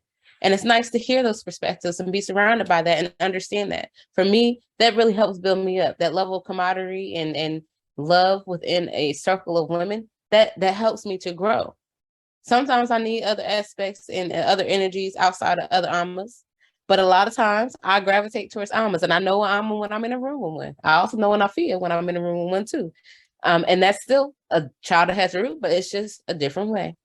She's going to be focused more so on bringing things together that are within order of divine complements, you know? So how we function, that's all in our divine consciousness, and we can utilize that for our benefit. All right, Okrawa, soul, identity, ancestry. Okay. Well, 1 second. Just want to make sure there wasn't any questions for us here. Okay, so that's for Jidafo. All right, cool. Well, not all those questions. The one there was, but we'll get to questions at the end, like Jidafo has said. Okay. So this right here is from the Okra Complex, another one of Kwesi's wonderful publications. This right here is like a cosmogram, I guess you can say, diagram. It shows how she was talking about we all have our divine consciousness and we have the divinity that governs our head and our function. This lays out sort of like a map of how all of that works. So, it breaks it down by the left and right hemisphere of the brain, but also separates it into 4 different quadrants. And really the point that I want to get to is that within this complex, you have not only the divinities inherited from your matrilineal and patrilineal clan bloodlines, but you also have that consciousness and that spiritual energy from both sides. And that's really, really important in the conversation here. I'm actually just going to read from my notes. This, like I said, this is from a portion of the Okla complex. I suggest all of you read that if you really want to understand how identity and function work together. So what I said is that identity and function are inseparable. We identify the heart by the power the heart provides to the entire body through the cardiovascular system. We identify people by the force they exert on the community through the agency of their unique combination of divinity and ancestry. Regarding relationships, there's an ongoing debate about tradition and what one brings to the table, quote unquote. These debates are centered around money and access to particular networks and resources. These topics are important in this capitalist Eurasian colony we live in, but traditionally, however, all Black people bring to the table a goddess or god that governs them, a divine function, identity that determines what behaviors are appropriate or inappropriate for them, and millions of years of matrilineal and patrilineal ancestry. Is that all? Is that the whole thing? Mm-hmm. Yep. Okay, so that's another part that's really, really important as far as people who are involving themselves in Nanasom and trying to cultivate relationships. And not even when you're just talking about the person that you want to be your significant other, but relationships in general. All people, well, all Afurakanu, Afuraitkaitnit people, we come with, the divine consciousness, the divinity that governs our head, the matrilineal and patrilineal divinities and energy, and the actual forces, enacted on us by our ancestors from both sides of the family. And that's like a really, really large part of the conversation as far as how we interact with each other just in general, that we really don't have enough respect for, don't pay enough attention to.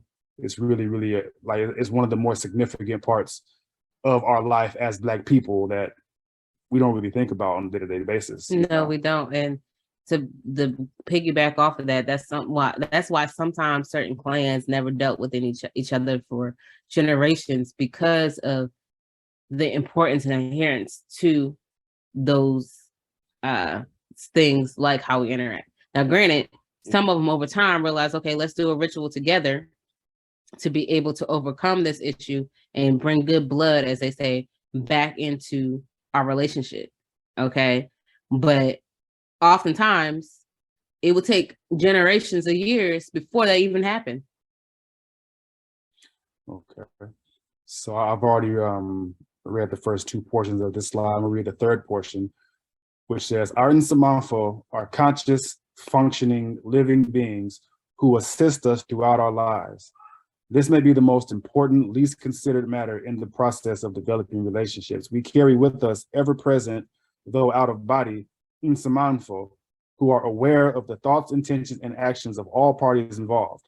They will work to support or dissolve any coupling that is unlawful or harmful to their descendants. So, part of the thought that came to me when I was putting this slide together is like, for whatever reason, I was thinking about people who think that they can get away with things and be sneaky, as if their secrets are truly their own secrets. And you may believe that, but the reality is that like it says in the Ubin Shang, every thought is an emanation. Every thought is a prayer. Everything you think, everything you do is projected out into the universe. And the Obosom and the Nsamanfo have access to those emanations. So if you're one of these people who think you can run around with your secrets and cheat and do these things behind your partner's back, well, then the reality is that all that stuff you're doing is being seen by the Nsamanfo. And if you are bringing harm to your family, if you're bringing harm to your partner, the Nsamanfo are going to work to make sure you are removed from a situation that you are degrading.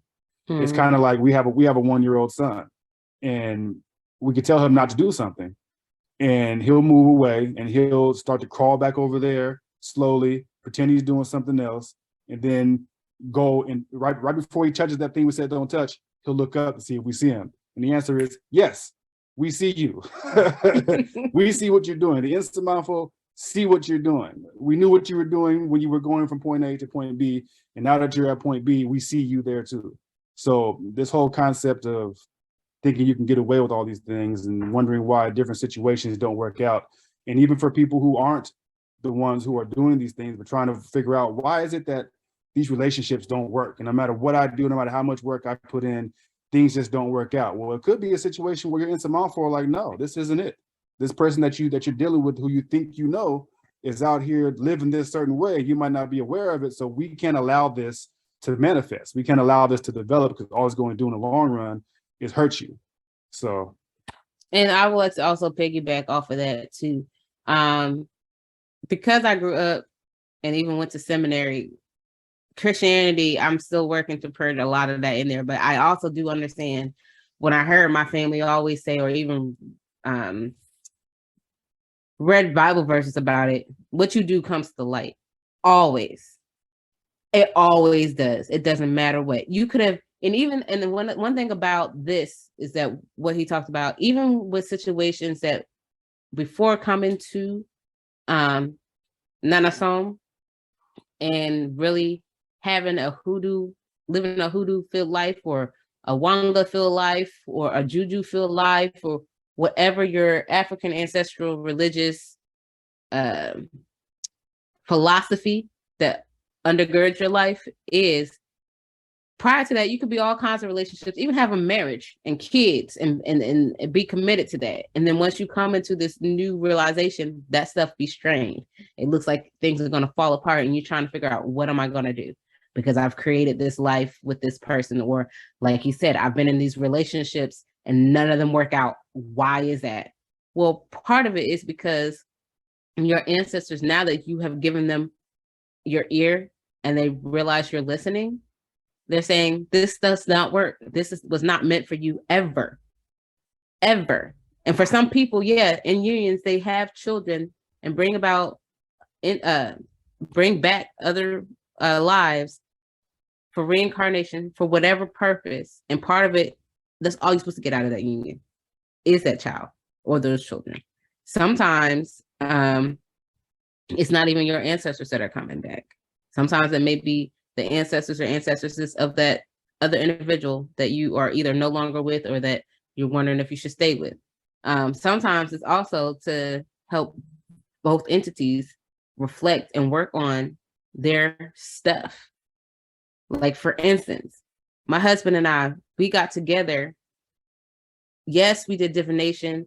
Yes, we sought out third-party advice on whether or not we should come together. But overall, it felt like it would work. It's been shown to us, and even to those individuals that we confided in, that it was something that would work. However, it's still work to be done, because we still both have our own stuff that we have to grow from and cultivate through. Now, how we do it would also depend on the success of our marriage as well. And people sometimes tend to forget that. Sometimes, you may overcome one aspect of something that happened, some type of trauma or whatever it is in your life, but your partner, who may have a similar type of trauma or similar thing, they may not overcome that yet. And you can't do nothing about that. The only thing you can do is make sure you're going to your shrine, keeping yourself balanced, keeping your family whole and balanced, and support them, and support your partner in whatever way that may mean. Whether it may mean y'all may take a period of separation, or it may mean you just give them their time to focus on them. It's whatever that means. But at the end of the day, that is something that that needs to be worked on. That is something that you can't necessarily dictate in the relationship. And I just want to point that out, because a lot of times, especially when we get married, we often see that as something that is so permanent. But there's also, our ancestors also created a wadigu to dissolve a marriage, divorce, to be able to, a spiritual ritual to be able to, break down and dissolve that institution of a family that you built up, and work on you and get back to square one so that you can be balanced. Because at the end of the day, at the end of the day, you cannot bring about anything of affected, anything that is a contribution to society if you are a hot mess. And I'm saying it like that. I'm for real. If you're unstable, if your partner's unstable, there ain't nothing y'all gonna do but continue to bring about instability until you get it together. And that's the thing. That's one thing about Nana Song. That's one thing about hoodoo, is that no matter how you may be able to psych yourself out, the reality is going to show you that these lessons will keep coming until you learn them, until you face this truth. So no matter what, it's going to keep happening. So if you keep finding yourself in the same type of relationships, or you keep finding that different events or experiences keep happening that keep triggering the same type of emotions or same concept that you need to be learning, well, pay attention, because you're not going to move forward and be able to fulfill what you're supposed to fulfill until you get over that, till you get through that lesson. And that is even intensified more so in a marriage. So for y'all who are not married and single, enjoy that. Yeah, man. I think it's there also needs to be a change in perception in general when it comes to dealing with other people, other naturally created entities. Part of being able to respect a person is seeing the entire person, like I was talking about, seeing the fact that this human being has a divine consciousness. There's a living force operating within the brain region of their spirit body. There's an actual goddess or god in their head region. If you're going to respect them, you need to respect the fact that that deity exists there. They carry within them the spiritual energy and the actual blood and DNA of their patrilineal and matrilineal ancestors. If you're going to respect that person, you have to respect the fact that they are bringing with them millions of years of ancestry. So yeah, I guess it's kind of like a holistic view in a sense. You have to respect a person is to actually know what constitutes being a person. And those things I just mentioned constitute being a person, along with the other aspects of the Honam-su, the spirit body. All these different things create an actual living, functioning human being. And the reason why we can be classified as human beings is because we have these characteristics and we have these aspects operating within us. Now, the spirits of disorder, all white-skinned people who originate in Eurasia, they do not have the divine consciousness. They do not have the Honam-su. They might have, I guess 12,000 years of ancestry behind them, but all those ancestors are spirits of disorder. So they're going to motivate them to continue to perpetuate disorder. So just respecting a person, we have to realize what that means and what it means to be an actual person. All right, baby. Cooking with gas here. Okay. Yeah, this is our contribution. Amansesew, nation building. Once you have your identity intact and you understand your function, and whether or not you are in a relationship with somebody else, it doesn't really matter. But all of us who have reincarnated into this era, we reincarnated into a period of prolonged or protracted war.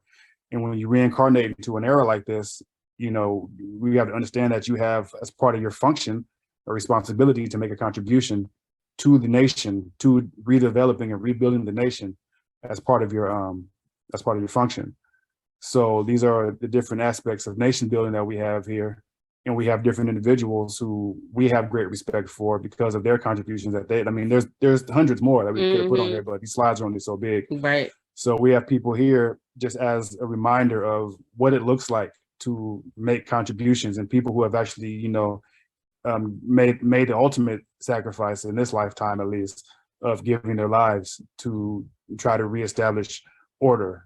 You know what I'm saying? So I guess we can go over these principles of nation building, which are methods of food production, preservation, methods of curing disease, establishment of military structure, institutionalization of values. Right, I was gonna struggle with that. That's why I'm glad you said it. Establishing sound systems of governance and jurisprudence, building homes on acquired land in our own territory, manufacturing clothing. So the thing about about understanding yourself and understanding your function is where you kind of fit into this schematic. And for us, of course, we would fit into the institutionalization of values, as both of us, always having the natural ability to kind of teach and lead. So when it comes to understanding your function, I guess for some, it's a little bit difficult to understand exactly what that is and what that looks like. But from what I've told other people is that you have a certain skill set that you didn't acquire at school. And it may need to be further developed, but there's always been certain things that you've always just been able to do, and nobody ever had to teach you how to do those things. Like for me, and I guess for my wife as well, nobody had to ever show us how to instruct people, how to teach people, how to put lessons together to help people, how to go about developing different people. I've been teaching people the things that I've learned personally since I was a child. It's always been natural for me to do that. So as far as executing your function, I would give you the advice of look to those things that you've always been able to do, that nobody else ever had to show you how to do. And if you never went to school to develop them ever, you would still be able to use them in a way that can help other people. Even though, like I said, they might still need further development, but at least you know what to look at and where to start. Yes. I like this quote that they got from Nat Turner. He says, "You have asked me to give a history of the motives which induced me to undertake the late insurrection, as you call it. To do so, I must go back to the days of my infancy and even before I was born." And that's what he said. And it helps us go into the next term of Sankofa, because he realized he had to bring it back to the basics. So Sankofa, here I have definitions that I screenshotted from, and I know Quasi had got them from certain dictionaries, but it came out of his work. I know I didn't cite my sources on these slides properly, but I'm just letting y'all know it's from a Geofo's work. So when you look at the term Sankofa, and I realized I forgot my other parentheses in that slide. I should have went back and checked that. But anyway, sorry, y'all. Sankofa, it means return, go, and grasp. Okay.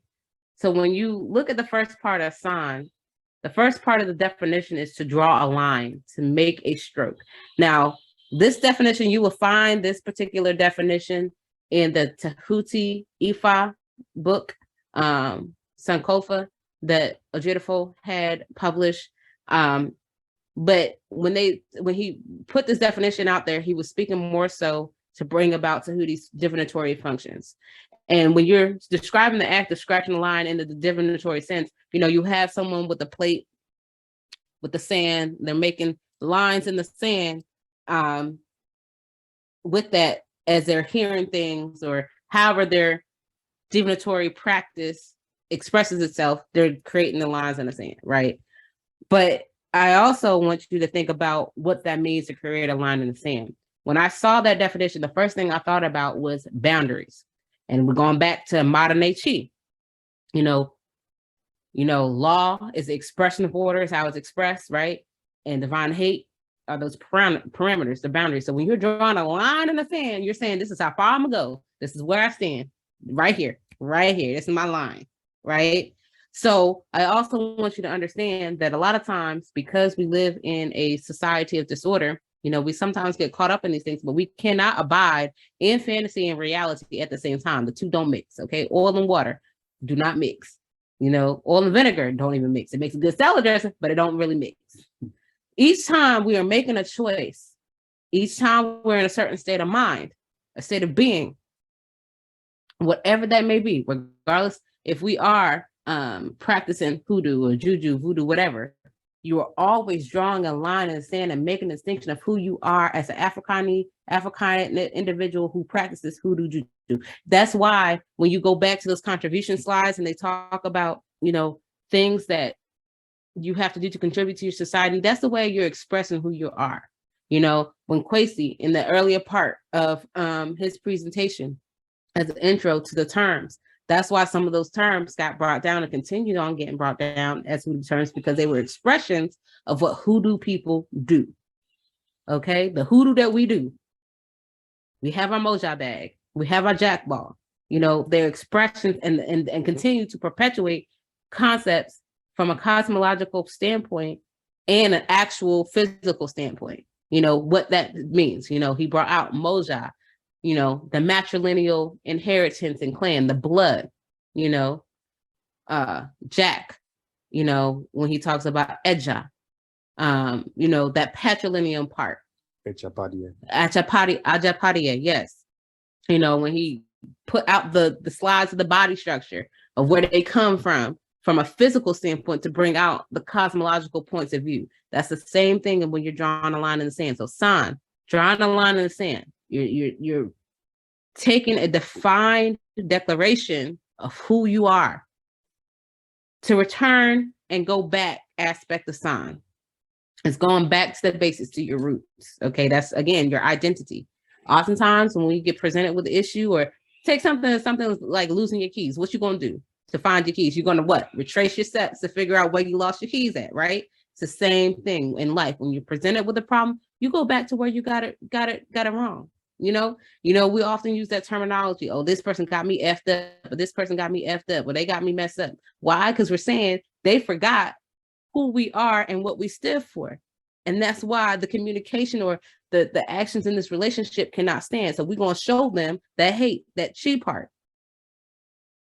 So, you know, so going back, if we were to ever succeed as a people, and I keep saying this, if we're going to ever succeed as a people, we need to go back to the times in which we were in our right mind, making good decisions that cultivate us to be able to project ourselves into the future from the very beginning, to continue all those principles that we talked about in those institutions that keep us strong as a people, instead of constantly seeking the validation of our enemies by looking at the world through their eyes. You can't make it make sense. When examining the Ka part on Sankofa, this is the portion of the term Sankofa that points out to two factors. And in the definition for Kofa Beta, it talks about ways. And then further on, it talks about growing up to an age of 6 or 7 years, becoming a fetcher or to fetch something, right? To one that can be told to go and fetch it, right? That is about two things. The maturity. The first thing is you come of age to go fetch something. So now you get to a point to where it is your responsibility to go and work to be in harmony. It's your responsibility to know what you're supposed to do, whether it be right or wrong, okay? You have come to an age to where you have an ability to make judgments, okay? Now, whether or not those judgments are good for you or not, that's gonna be seen based on whatever results they come out, but that's still a hallmark of your maturity on that part. Is that now you've come to a point where it's your responsibility to go and fetch things. And then the other part of it is about how really mature you are in discerning what you're going to fetch, is how you apply it. You know, a lot of times, you know, especially if we come from these, you know, pseudo religions, they always tell us the mark of what we're supposed to do and don't do, and have all this dogma and rules and regulations, but none of them tell us about being responsible for our decisions and actions and accountable to that. And then how we're going to apply the lessons that we learn from those decisions and actions, whether they be good, bad, or indifferent. Because how you understand something is how you want to apply it, right? Pretty sure. Last part of Sankofa, the Fa aspect, the portion of that, okay? When you look at the Fa definition, and it has it in the picture at the bottom left, and it's also a little bit in the right section, the bottom right section of the definition, but I like the picture because it's just easier. It says to carry, to bear, to lift up, to get up from sleep, to start a journey, right? So the Fa portion is now you finally went and got and returned what you need to get. Now you're about to go on a journey to go move forward. You're going to come out of that sleep, out of that fantasy, and move forward to now take what you have gotten and learned and to apply it. Then Kofa is not just, a concept of going back to our roots. No, it is an actual declaration of war. It's saying, I am going to do what I got to do to be the best version of me. And how I do that is how it's expressed in my culture. Okay? So Sankofa is a verb. It is an action. It's an action. It is how our culture and our decisions are impressed into who we are. They're an expression and impression of how we operate through life. Anything you want to add on that? Oh, I mean, I think you got it. Okay.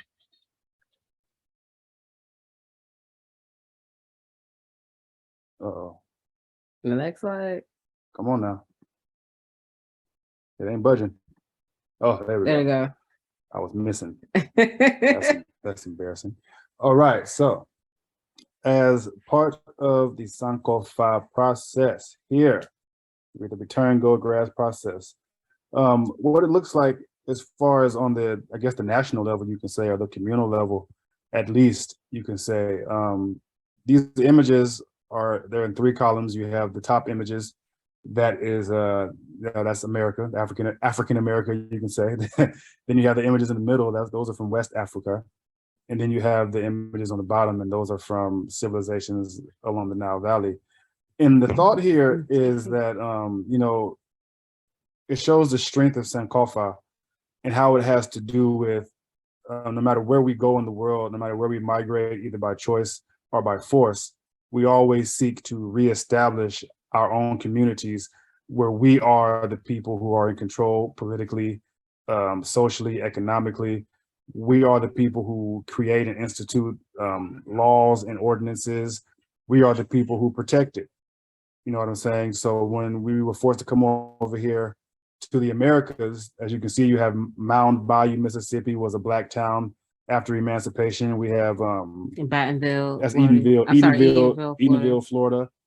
Then we have Blackdom, New Mexico. Then we have, of course, the Gullah communities. And this Gullah community isn't even the one that they're in the Carolinas. This one's from Jacksonville, Florida. So we have these people who recognized who they were from all the way from Florida up into the Carolinas, and they sought to reestablish their culture and reestablish their way of life along those coastal lines.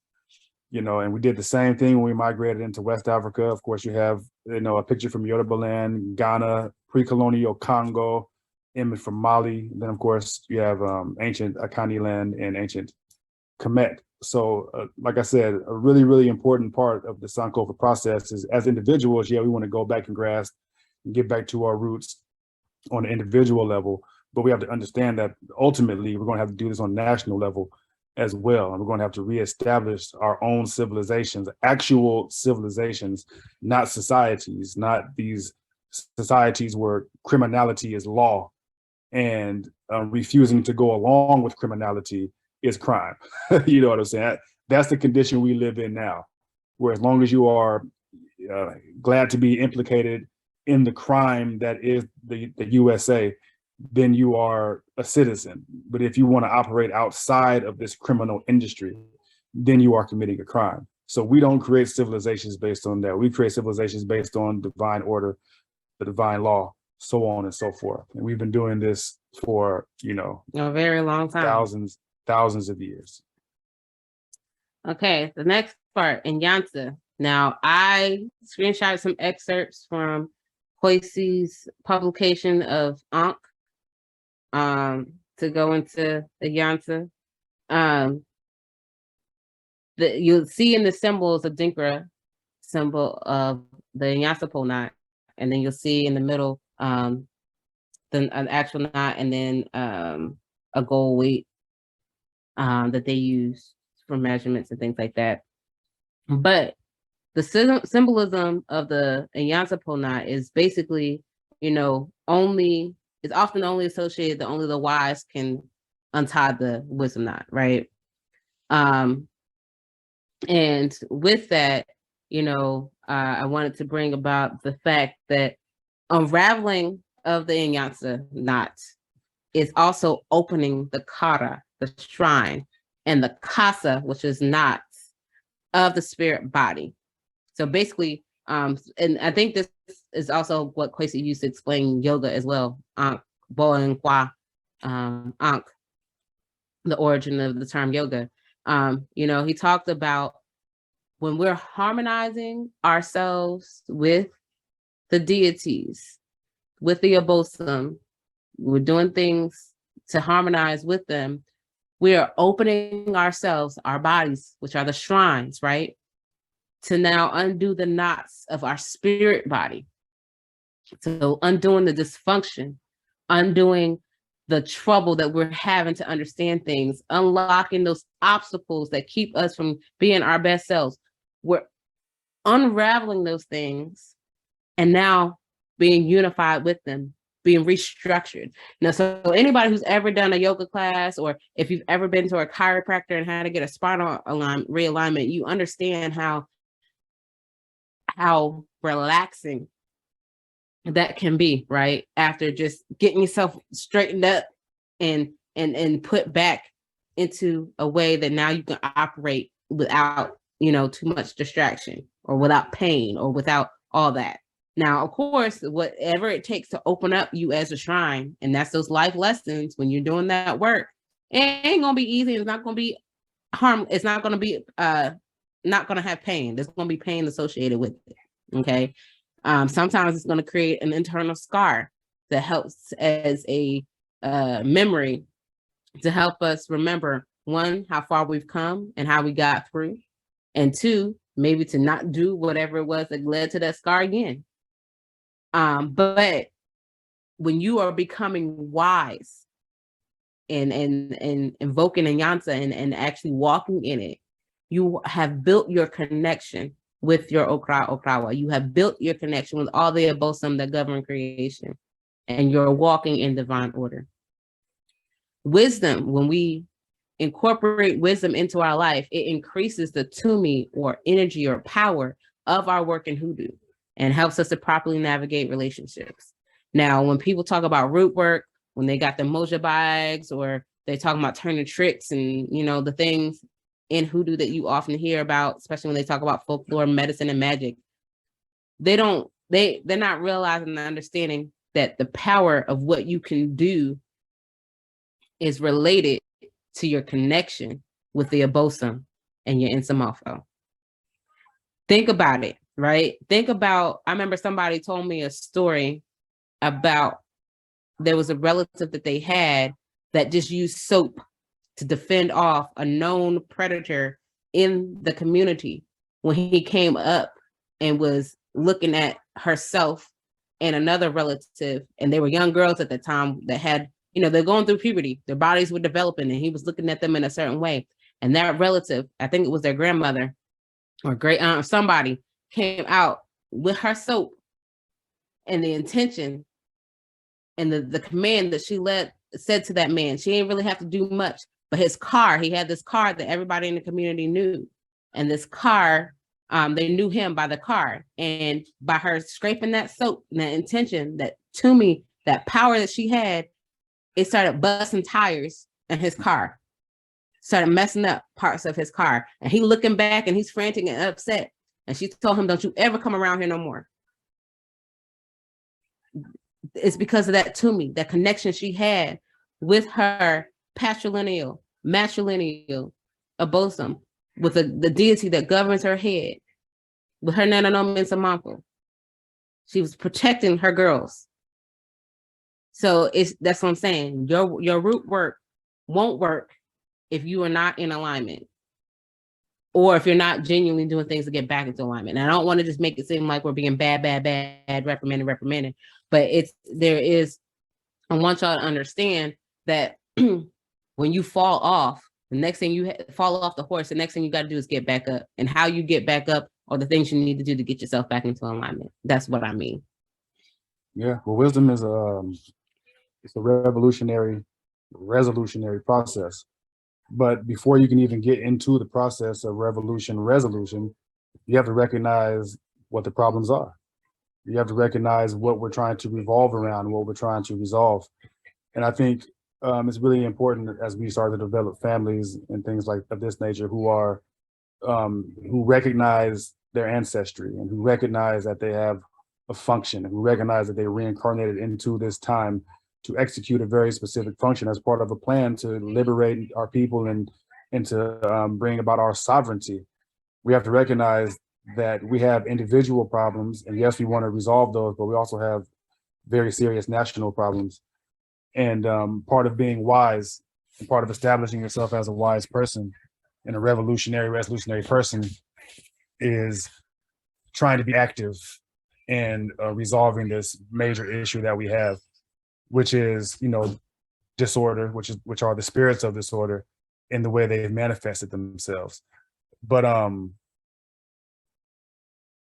course, we know that white people are a problem. They've been a problem. There's never been a time where Black people and white people lived harmoniously. There's never been an era in world history where there have been a civilization where Black people and white people were equally liberated. It's never happened. It's never going to happen because Black power and white power cannot coexist. Spirits of order and spirits of disorder cannot coexist in the same way that a body can't maintain longevity having healthy cells and a multitude of cancerous cells at the same time. One has to go. And if the healthy cells went over, then okay, the body can get back to, you know, living a long life. But as we all know, if cancer wins, the body dies. So we have to get to the realization that these cancer cells, they ultimately have to be taken care of. Otherwise, there won't be any longevity for any of us. You know what I'm saying? So, waiting for my wife to come out of the restroom. But yeah, these people have to go. Got to get rid of them. There's never been a time where we've been able to live harmoniously with these people. In that time, it isn't coming. It is not coming. When cancer wins out, the body goes. And it isn't just, we like to think of it as just a people problem, but it's not just a people problem. You know, these people they haven't just destroyed Black lives. They've been driving several species, several life forms into extinction ever since they got on this planet. Like, there's never been a time where they haven't been a destructive force. They've contaminated the air, they've contaminated the water, they contaminate the earth itself. And this isn't a process that they're going to stop. Rather than stopping their destructive nature, they're saying, okay, we're going to go to Mars now. We're going to put all our energy into getting to Mars so we can go up there and terraform Mars and do the same thing to Mars that we did to Earth, that we did to Asase. So this is ultimately why these people are a detriment and why these people have to go, because their disorder doesn't just affect Black people. It's a disorder that affects the Earth. And if we let them leave this planet, it's going to be a disorder that it starts to affect whatever planet they can find a way to terraform, because these people are insane and they've been insane. So why is this hoodoo? Don't come sit down. Yeah. Why is this hoodoo? It's pretty simple, really. Kwesi had already sort of explained it as far as the etymology goes. You know, we've been describing ourselves and our cultural practice as hoodoo ever since we were, you know, on the Nile Valley, creating civilization in the Nile Valley. We called it Utu or Udu.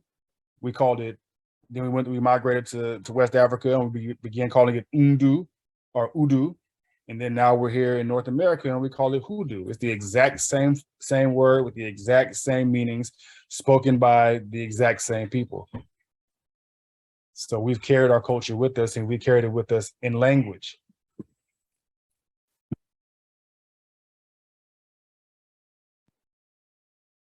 Okay. Anything to add to that? Nope, you already did it. Okay. Because at the end of the day, if you say you practicing anything else, it ain't hoodoo. I'm just gonna let you know right now. So anything else ain't hoodoo.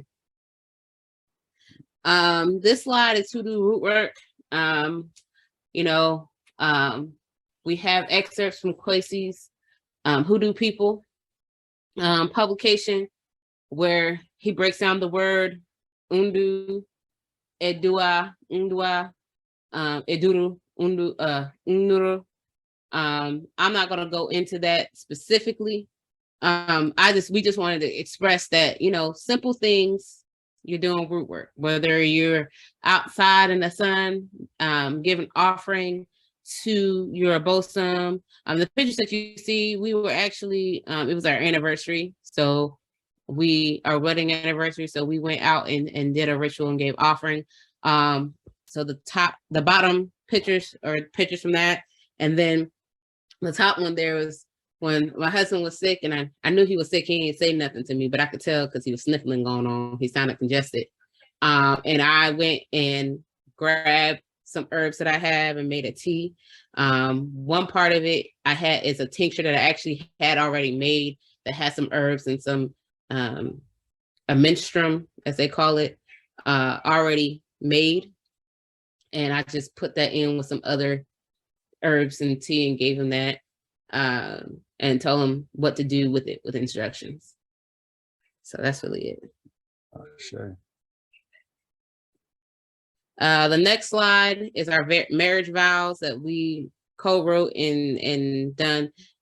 We wrote it in English and then we attempted Twi. The reason why I said we attempted it, only because we know the words, but the actual sentence structure and conjugations of the sentence, we don't know.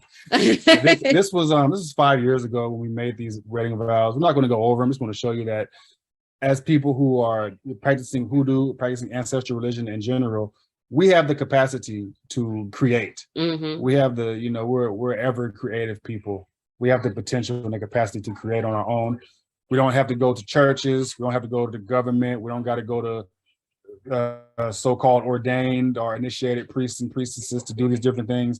Not only did we create our own wedding vows, marriage vows, but we created our own wedding ritual. So the pictures that you saw on the previous slide, this is at the place where we went, and after creating our ritual, we went and carried it out. We exercised it when we got into Georgia, and we did our own wedding, did our own vows. We did all the stuff on our own because, like Kwesi alludes to, very often is who initiated the first priest or priestess. You know what I'm saying? So it's not about having to go to different people to be given the right or the authority to exercise your own culture. As long as you have your connection to the abosom, your connection to the Nsamanfo, then you can do what they guide you to do without having to go and get permission from some other human being who doesn't really have any authority over you to begin with. Now, of course, if you want to have the ceremony with friends and family and all that, that's great. No one's saying that you can't. I mean, you really should. I mean, that also helps with the ritual part of it, the witnesses to attest to the divinities, and then in Samanfo, the ancestors and ancestors, that this is a real thing going on. We did also, after we did our own marriage ritual, we did wait 6 months around the summer solstice of our, around the summer solstice to get married in a legal, well, I won't say in the legal, in the courts of our enemies. We used to say white people married. Yeah. So we went ahead and we got white people married. Only because at that time we both have left our home states and family, and it was just us. And we also knew how things operate in Ashawadafo culture. So in order to protect ourselves in that, so that we can be each other's advocates on many levels and don't have questions, we did go to the court to solidify what we already done. But the anniversary that we commemorate or celebrate is the one that we did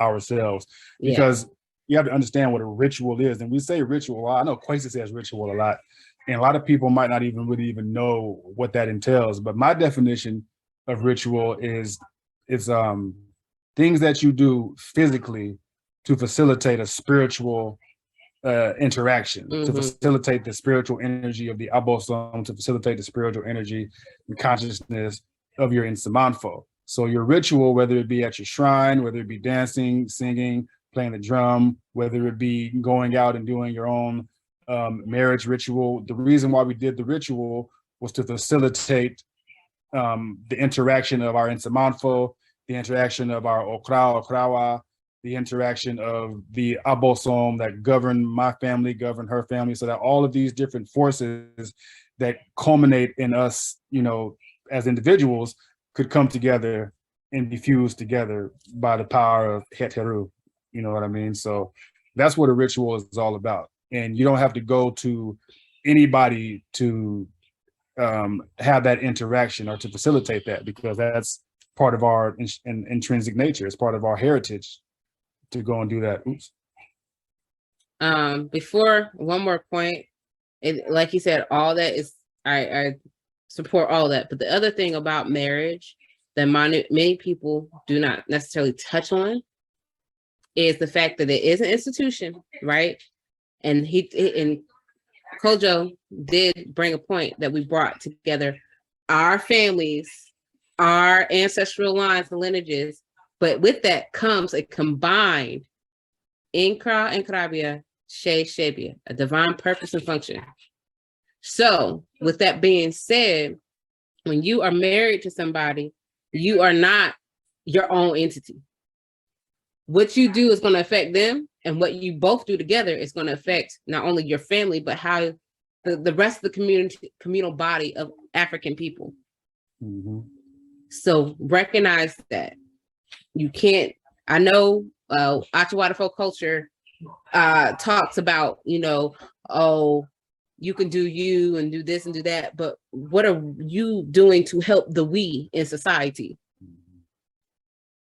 And then when you come together with another person, it's y'all responsibility now to do more work together. So that's one reason why he and I have a similar function. I mean, let JoJo tell it. He feels that a man and a woman that comes together to be married, both of y'all functions individually are similar, which will help the collective function. That's what I perceive. You know, I guess we can ask Kwesi to, you know, kind of discuss that a little bit more if he has anything to add to that particular point. But in order for two people who have Nkra and Krabia to operate in harmony, their Nkra and Krabia have to somehow function together. There has to be some reciprocity there. And honestly, you know, I think he actually is on the right point, and he does make a valid point, because I always keep thinking about it, because every time I think about it, I think about the deities, right? And I'm just going to give you an example. Ptah and Sekhmet. A lot of people often only see Ptah, right, in the sense of giving wisdom and instruction and healing. They don't necessarily think of him as war. But then when they look at Sekhmet, a lot of times they're thinking of her as war, but they don't always think about her aspect of healing. Mm-hmm. They both have similar functions when they operate together, right? He will create plagues, she'll cut down people. He will help heal and give wisdom on how you use that medicine. She would do the very same thing, just in a slightly different way. So their functions are similar. So yeah, then you're right. Yeah, I mean, I suppose so.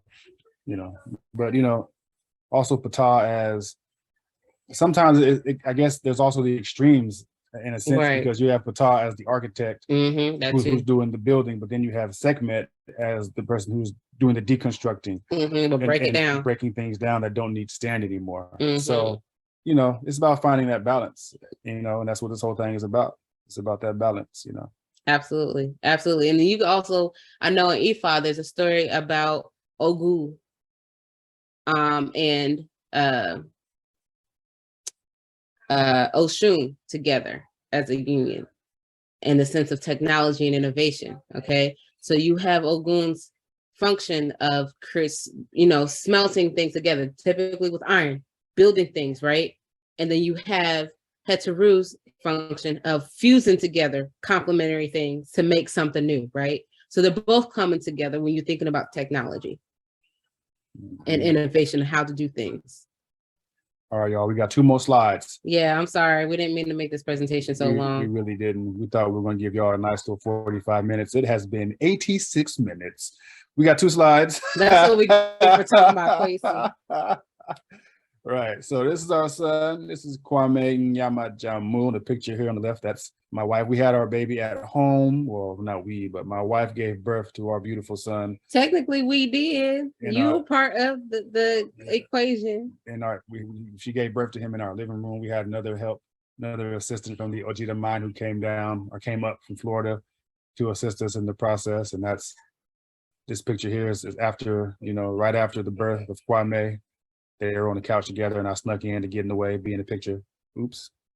Well, you didn't know she was going to take a picture. I didn't know she was going to take the picture until she sent it. This is him like 3 months old, maybe more, maybe less, in the middle. And then here he is as he stands today. As a year-old little munchkin. Big head boy. Okay, so. Kwame Nyama Jamu. Before we even get to what JoJo's trying to explain right here about Kwame's name, there is a story between me, him, and the lady who helped us, I don't want to necessarily give her name because I know she's shy about stuff like this. But the story that makes us all laugh is that I underwent 13 hours of natural labor. I wanted to have him in the water, but the water was making me and him very comfortable, but was also prolonging the birth. They both had to get me about the water, and JoJo not so much because he already knew how I felt and he wasn't trying to be the bad guy. But our friend, she didn't mind being the bad guy because she wanted to help me get this baby out. She kept telling me I had to walk. And they both kept cheering me on because I was exhausted. By that 13th hour, I felt the baby coming and he looked like he was coming lower. And she, did her little check and test and said, yeah, he is very lower. He's in position. At that time with my contraction, she told me to start pushing. Man, I was tired. Pushing. This boy didn't seem like he wanted to come out. He felt like he wanted to stay. It wasn't until I started screaming his name and squeezing JoJo's hand, and she's rubbing my back, and she's like, "Go ahead, sis. Yes, scream that boy name. Say what you gotta say to get him out." I started screaming his cardine, and that's when I saw his head. I was like, "Wait, y'all, do y'all see his head? Is his head coming out?" And that's like, what? They looked. It's like, "Oh my goodness, his head's coming out." That's what helped bring him out, was by me screaming his cardine. So that for us all is, we find it funny, but it was also the power of invoking that deity that governs my son's soul. All right, y'all. So Amen Men, that is the divinity that governs our son's head. That's why his name is Kwame. Kua is a servant or child of, and Amen, Kwame, makes Kwame Men. So the second name is Inyama. And Kwesi talked about Nyama, or Njama, King Jama, Asafohene Nyama. We talked about that a little bit earlier, but I'm going to read this excerpt from the HOODOO MAYN 13,018. It says, Nyama was a Asafohene, a warrior king, Hene. He is listed and described in the Christian Board Castle records in Ghana, from where he was sold, and also in the Danish records in the Caribbean. He will be sold to the Saltman plantation on St. John. Asafohene Nyama was recognized by his compatriots as a ruler, even in captivity. He rose to a leadership position on the plantation and became foreman. The whites realized that he had an untamable spirit and feared provoking this decorated military officer. They therefore gave him a leadership position in an attempt to distract his focus. He was referred to as King Jama, King Njama, on the plantation by his people. In the Danish records, he is referred to as King Jama, as well as the Danish rendering, King Juni, translated and pronounced by English speakers as King Juni and King John. It was King Jama who led the Great Revolt in St. John in 12,733, white folks 1733.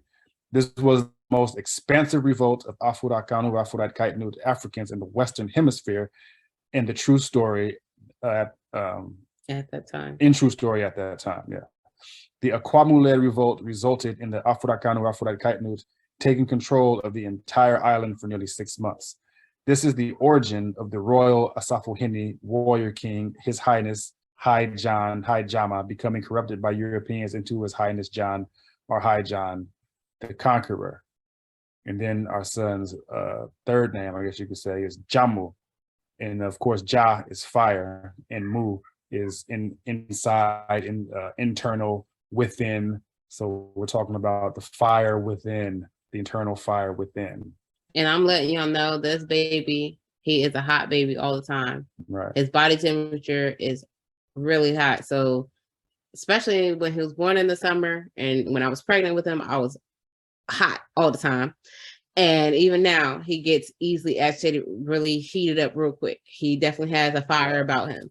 He definitely has a fiery energy. And also, I know my patrilineal bosom is a fiery bosom. So my son, who also has a fiery energy in and of himself, also comes from people who are fiery, vibrant people. Right. So I'm not saying that he is Nyama reincarnated. The reason why I gave him this name is what I alluded to earlier, as far as all of us reincarnating into an era of war. And, part of the Sankofa process is reestablishing our ability to fight this war and to reestablish divine order. You know what I'm saying? So I gave him this name of Nyama, Asafohini Nyama, so that he can always understand that I reincarnated into this era and I have a responsibility to contribute to our liberation and to our sovereignty, as well as all of us do. But it's really, really important, you know, to give people names and titles that help. That's why we have our Kraudin in the first place, to help us remember, you know what I'm saying, what it is and why it is that we're here and what we're supposed to be doing. So I gave him this name so he will always be reminded of what his responsibilities are, you know, to the Afurakanu Afuraitkaitnit nation. All right, that ends our presentation in that part. I know this is the time, I guess, where people can ask questions. We do apologize for keeping y'all so long. Yes, we really do. We didn't mean to have an hour and a half presentation. Sure, 94 minutes of us. But to answer your question, Abba, about people that aren't with ancestral religion, I mean, it depends on what the nature of the relationship is. You know, if these are people that you're just associating with, then hey, it is what it is. But if you're trying to create intimacy with the person that doesn't share your philosophy and doesn't share your principles, that's going to create some issues. I think it always does. Unless people just kind of ignore those things. And what's the reason to do that? I wouldn't expect somebody to ignore your philosophy and ignore your principles just for the sake of being able to share a home with you. There's no way to fully expand on the capacity that you guys have together if you can't share in the same ideals, in the same values. Yeah, I mean, in all honesty, it depends on how you met the person, right? If the person's at your job, then you just keep it about work. You know, maybe along the way, you guys get to know and share something to where it's like they ask about your family and things like that. Or, you know, maybe something that you overheard them say about their faith or something. That may be able to be something that you could begin a conversation on, but you have to be mindful. We live in a time where people are very emotional and sensitive about all kinds of stuff. So you just want to always tread lightly. I mean, those who you will know in your cry, in your heart of hearts, whether someone's on that same level and interested. You will know because they will show you. And there's nothing wrong with being intimate with the person or involved with the person on that level that you can teach things to. Mm-hmm. But this having to lead another grown person by the hand in all things, that's kind of played out. You know what I'm saying? We're not really doing that these days. Especially if you're considering the fact that you have your divine consciousness, you have your Nkra, you kind of want a person that you can grow and develop with, rather than having to, you know, coach them up to a level. It's okay, well, now you guys can do what you got to do. You kind of want to hopefully get involved with somebody who you can begin that process with without having to be their, you know, parent. Yeah. I mean, in any aspect. I mean, and at the end of the day, I mean, JoJo and I were very different. I mean, from day one, we were very upfront with each other when we found that we were interested in each other. So it's basically, we didn't leave an opportunity to try to get to know. It was like, either you is or you ain't.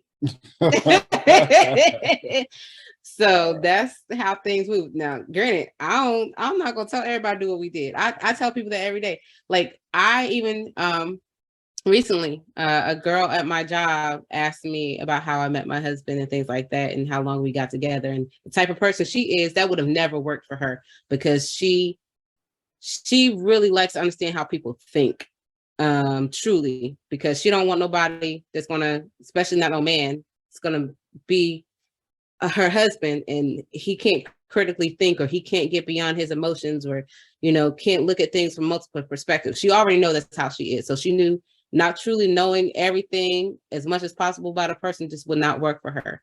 But it works for me. Not saying, and I don't mean that to say I jump into every relationship like that. I like a little danger, but I've learned to cultivate myself and get a little bit better. But at the end of the day, he and I also led our decision with divination. Before we decided that, yes, we're going to embark on this journey to be married, we still made it the final say. So we both understood at the end of the day, if that divination told us we were not supposed to be together, and in the multiple divinations we did on our own with somebody else, if that all said, no, run for the hills, we would have ran for the hills. We both were ready to make that decision. Well, we want to thank everybody for coming out to our TED Talk. we're gonna hand this back over to Ojida for Kwesi. No, that was perfect, because, and this is important for people who tuning into a Hoodoo Mayn festival, and their first thought is, oh, they must be giving out recipes on, you know, money bags and money mojo bags and stuff like that. But this is Hoodoo tradition. People can't talk about Hoodoo culture and lifestyle if they don't know the source culture from which Hoodoo comes from. And since people don't know that Akan tradition, Akan Ancestral Religion is, you know, the foundation of Hoodoo culture, they never talk about a Hoodoo culture lifestyle. They just talk about recipes because they don't have the culture. So that's why it's so important. Many of them also don't want to get rid of their fantasies and live in reality. Like, for one instance, I mean, I'm not trying to go more into a presentation or step on your toes, but yeah, when Kwesi uploads his talk that he had about sexuality and Hoodoo, listen to that, because there's a lot of people who don't want to give up the fact of dissexuality, and they still want to practice Hoodoo. Shoot, I know some people who say they practice Hoodoo, and as their prayers or affirmations or things that they do, they read in Bible scriptures. No, sir, no, ma'am. I mean, I know I'm a Christian, and like I said, I was studying to be a minister. So there's still some aspects that I understand. Like when I'm listening to certain concepts, getting certain cosmological concepts of an African purview, I'm like, oh, so that's where the Bible took, where they got that from in the Bible. You start to see the corruption. Yes, I start to see the corruption, and I only use it as a reference. And sometimes when I'm talking to people who may not even be on that level at all, because I've already gauged where they're at philosophically, I may throw in some things to sound spiritual without sounding religious, but I know at the end of the day that their philosophy and my philosophy is not going to mix, and there's a hard line. Right. I mean, it goes back to the principle of Nyansa in Revolution-Resolution, but first understanding what the problems are. But if you don't have your culture intact and don't have the philosophy of your culture intact, then you're not going to recognize the problems in general. So you're sitting here talking about your practice in Hoodoo, but you're making room on your panel for homosexuals and queer conversations. Or you're talking about your practice Hoodoo, but you're talking about the Bible, and you're talking about being inclusive of, our multicultural, whatever the case may be. So without having your culture intact and really understanding Amaruka and really understanding true story, you're not going to be able to instill any wisdom anywhere and recognize any problems in anything and resolve anything. So. Absolutely. And we do, well, in some of the other broadcasts, because we couldn't do it here, but when people check out Kuku Tumtum and different, the books and the broadcasts, you'll see that none of the characters in the Bible ever existed, or the Quran, or, the Talmud and so forth. So using the Psalms has nothing to do with Hoodoo. That's idiotic. Your ancestresses and ancestors aren't sitting around waiting for you to read some scripture that was manufactured and foolish before they can move. They like a little slave, can't move until you read some little scripture in English or Hebrew. That's nonsense. So, but again, just like they were saying, the culture is born of the religion. Religion animates the culture. And if you don't know where the religion comes from, or if you don't even realize that Hoodoo is religion, when people try to say Hoodoo is not a religion, it's just a spiritual practices, that's because they don't know what the religion is. So some of them are proud to proclaim, well, Hoodoo is not a religion. Actually, it is. Just say you don't know what the religion is. Just say you don't know the culture, and just understand it. Imagine somebody saying, well, the Yoruba tradition, the Orisha, that has nothing to do with religion. Somebody trying to practice the Yoruba tradition and they've never heard of the Orisha. Never heard of anything dealing with Yoruba tradition. They say, well, I practice Yoruba tradition. but I don't know about the deities. That would be idiotic. Or somebody saying, I practice Vodou. Well, I've never heard of any Vodou before, but we practice Vodou. Well, what are they really doing? But once you understand that the religion is the foundation that animates the culture, then you can talk about the culture and how we incorporate hoodoo in every aspect of our lives. But if you don't know what the religion is, or even know that it exists, or the foundational culture, then you can't talk about it as a lifestyle, and then you're reduced to talking about recipes and things like that. So, okay, so what we're gonna do is we're gonna take a little 10-minute break for everybody. If you wanna take a break, you know, go get some food or something, take a 10-minute break, then we're gonna come back and I'm gonna do this presentation on the spirits called the haint spirits that everybody talks about. You hear about, there's a haint and haint blue and all of that. We're gonna get into detail about that, and then we'll be done. So we're gonna take, it's 3:46, so 3:56, we'll be back. 10-minute break and we'll get back. Okay.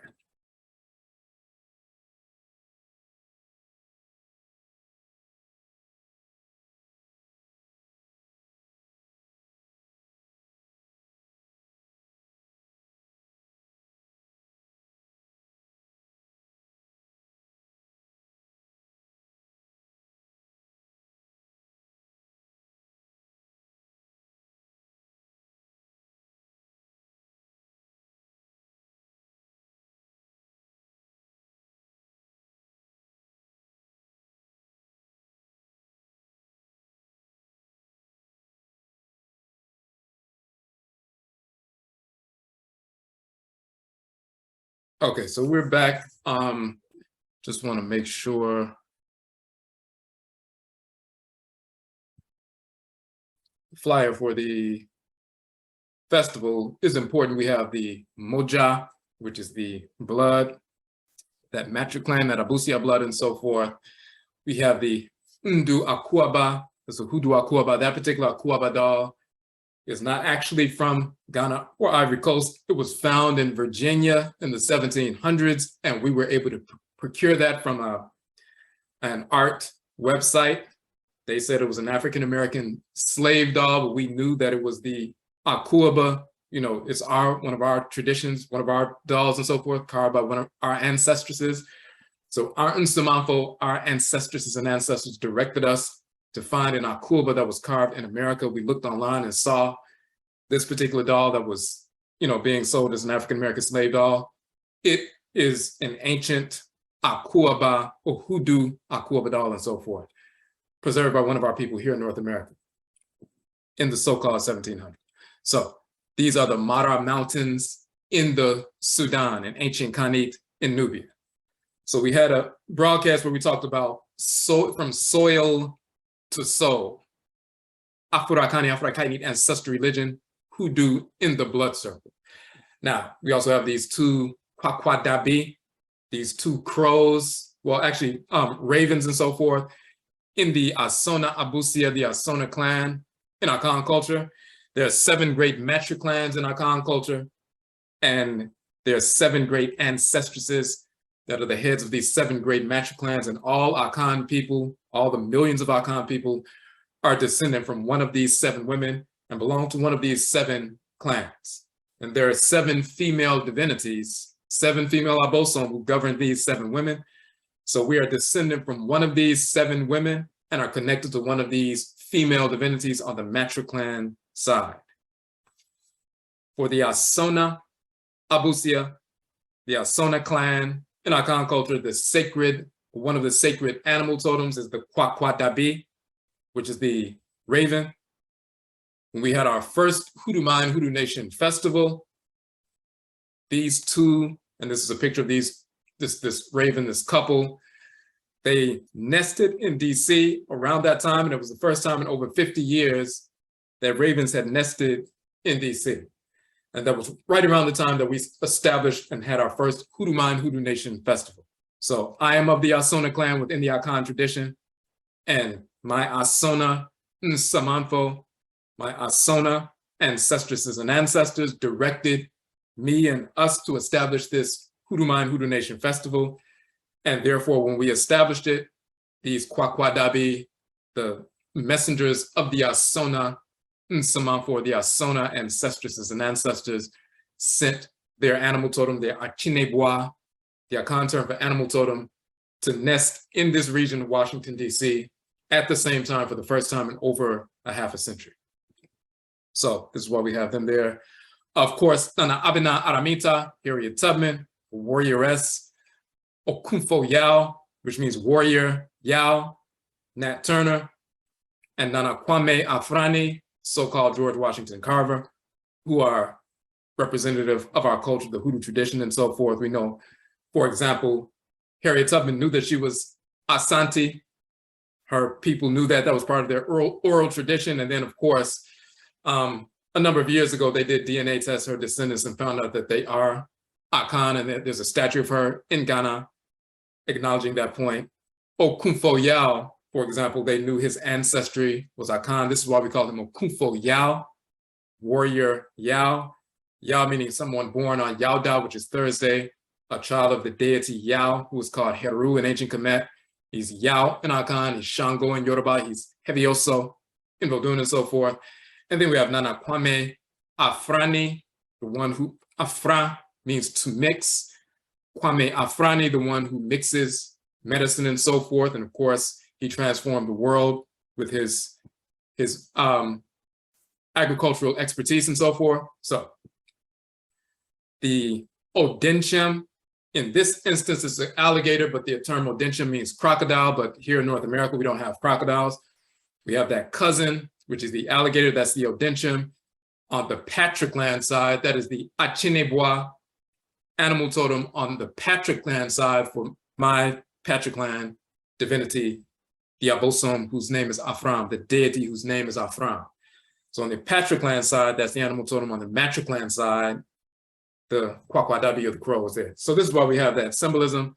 But of course, there are other people, of course, their clans are associated with these symbols as well. But we also have this Asase, which is earth, Nsio, which is water, Mframa, which is air, Oja, which is fire. These four elements that go into the, makeup of creation and so forth. And when we create ancestral shrines, we take these four elements and recreate a miniature world. So some earth and so forth, we pour libation with the water. We have incense for the air, and then we burn candles and so forth. And we have fire, water, earth, and air and so forth to recreate a miniature world for the Nsamanfo, the ancestresses and ancestors. And with regard to deity shrines, the Abosom, to manifest through that gateway so we can communicate directly with them and so forth. But that fourfold division also has to do with the nature of creation, but also spiritual work. So when we talk about ancestral religion, the ritual incorporation of divine law and the ritual restoration of divine balance. That means through ritual, we incorporate those things, objects, deeds, and entities we need to incorporate in order to align our thoughts, intentions, and actions with divine order. And through ritual, we reject those things, objects, deeds, and entities we need to reject in order to restore balance to our thoughts, intentions, and actions. So the ritual incorporation of divine law, the ritual restoration of divine balance, these are the expansive and contractive poles of ancestral religion. So if you're talking about ancestral religion, no matter what expression it takes, Hoodoo, which is Akan Ancestral Religion in North America, Juju, which is Yoruba ancestral religion in North America, preserved here for hundreds of years, Voodoo, which is Ewe ancestral religion in North America and Fon, Wanga, which is Ovambo ancestral religion. You have Ngangan, which is Fang ancestral religion, Gullah and Geechee traditions, which are the Gola and Kisi people from the regions of now Sierra Leone and so forth. Ancestral religion in North America, Gree, which is the Mindi tradition and so forth. No matter what expression of ancestral religion manifests by Black people anywhere in the world, the ritual incorporation of divine law and the ritual restoration of divine balance. And when you look at these sacred elements, they manifest through that process. So through ritual incorporation, you have fiery ways through ritual to incorporate divine law, watery ways through ritual practices and so forth, earthy, airy, and so forth. And the same thing with regard to the ritual restoration of divine balance. The restoration of divine balance has to do with medicinal practices, healing, restoration, protection, all these different things. So when you look at plant life, animal life, mineral life, and Afurakani, Afuraitkaitnit, human life, these are the 4 different divisions of creation. When you look at plant life, and you're talking about roots and so forth, roots and stumps and stalks and so forth, when you talk about plant life being 1/4 of plant life, animal life, mineral life, Afurakani, Afuraitkaitnit, human life, and of course, Afurakani, Afuraitkaitnit, human only, as far as the human sphere, these 4 spheres of creation, plant life is 1/4 of that. When we talk about the ritual incorporation of divine law and the ritual restoration of divine balance, you can incorporate divine law through engaging plant life. Of course, you're eating food and strengthening yourself and so forth, through animal life, through mineral life, through human life. And that includes spiritually, through spirit possession, dealing with animal totems and so forth, herbs, plant life, and so forth, and then mineral life. But then when you're talking about the restoration of divine balance, you can restore divine balance in the human sphere, Afurakani, Afuraitkaitnit, human sphere. There's interaction, spirit possession, priests and priestesses and so forth. Through the animal sphere, you're dealing with animal totems and so forth. Through minerals, you're dealing with that as well, making medicine through minerals. And then you have plant life. You can utilize plant life and plant totems and so forth, the spirits that animate plant life, to procure that medicine, make that medicine active and so forth and potent. So plant life, animal life, mineral life, Afurakani, Afuraitkaitnit, human life. 1/4 of that is plant life. On the contractive side, the restoration of divine order. 1/4 on the expansion of divine order, the incorporation of divine law. So when you look at plant life, animal life, mineral life, and human life, the ritual incorporation of divine law, the expansive pole of ancestral religion, the ritual restoration of divine balance, the contractive pole, and you spread these 4 spheres of creation out over these 8 expressions, expansive and contractive, plant life, animal life, mineral life, human life. On the expansive side and the contractive side, the plant life is 1/8 on the contractive side, the restoration of divine balance, 1/8 on the expansive side, the incorporation of divine law. When we talk about root work, that's dealing with the restoration of divine balance. We're talking about healing, protection, restoring divine order, roots and so forth. To do that, someone's sick or someone's going through something, or you're trying to protect somebody or whatever, that's the restoration of divine balance, as opposed to the incorporation, which is 1/2. The other 50% is the restoration of divine balance. And part of that 50% is the plant life, the root work, that therefore it is only 1/8 of the Hoodoo tradition. We deal with plant life, we deal with mineral life, we deal with animal life, Afurakani, Afuraitkaitnit, human life, on the restoration of divine balance, as well as the incorporation of divine law. So root work is only 1/8 of the Hoodoo tradition. This is why what Ahmed and Jojo presented is so important, because Hoodoo is a religion, and the religion itself animates Hoodoo culture. Every aspect of our lives, the divinity that governs our head, the Hoodoo spirit that governs our head, the Hoodoo spirit that governs our patric clan and matric clan, these are the ones that contribute to our functioning in creation every moment of every day. When we deal with the actual Hoodoo divinities that govern our functioning creation, then we're practicing the Hoodoo tradition. And root work is only 1/8 of that practice. The other 7/8 are not root work. Okay.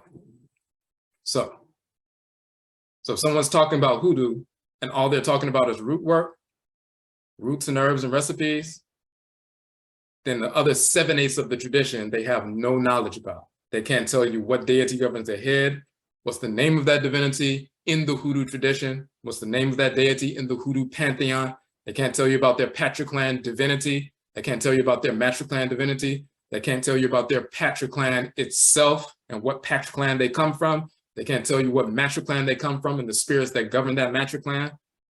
They're not talking about Hoodoo. They're talking about a cobbling together of different traditions, usually the Congo and Ifa, Yoruba and so forth, or some aspect of Vodou, and pretending like that combination has something to do with Hoodoo, or trying to pretend like pseudo-Native Americanism or pseudo-European occultism has something to do with hoodoo, which it does not at all. So, okay, so we're gonna go out real quick.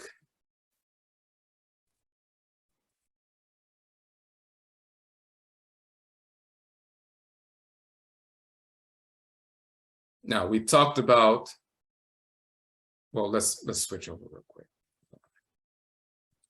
I just want to touch on, we've touched on these different concepts. So Ndu, we said, is hoodoo, Akan term. Kanche is the term for conjure.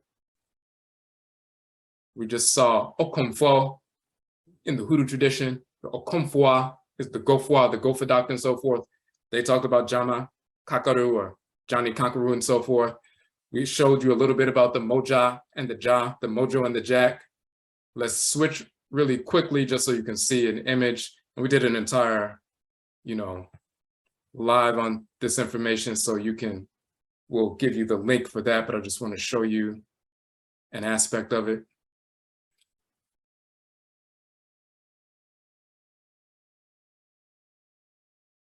So what we did in this article is we showed that the term kanche in the Akan tradition is the origin of the term conjure. Kanje man and kanje woman is specifically an Akan term. And when you see kanche, to pray, rehearse, or speak a prayer, to invoke or call upon they say the fetish, but it means the deity, and kanche is the prayer, the invocation. And we simply show that ka means to emit a sound, to utter, speak, say, or tell. It means the exact same thing in ancient Kemet. Ka or kai, to speak, to say, cry out, call out, tell out. Ka also to surrender and so forth, surrender oneself and so forth. And then you have che, to become clear, visible, to bring forth, obtain, and so forth, to salutation, greeting, especially in the morning. When we say ma ache, that means I give you ache. Dawning, that means the coming forward of the sun. So kanche means to utter incantations to make the spirits come forth. When the sun is in the underworld, so forth, at night, and then it manifests at the horizon, then all of a sudden the darkness is dispersed, light shoots across the horizon and so forth. There's a vitality that's emitted, but also illumination. So you become empowered and you become illuminated. You can see and navigate your way, but you also become vitalized, you become empowered. Empowerment and illumination. So when we say ka, che meaning to become visible, clear, visible, to appear, come to light, bring forth. Ka, to speak, utter, say, or tell, to ritual, speak, utter incantations.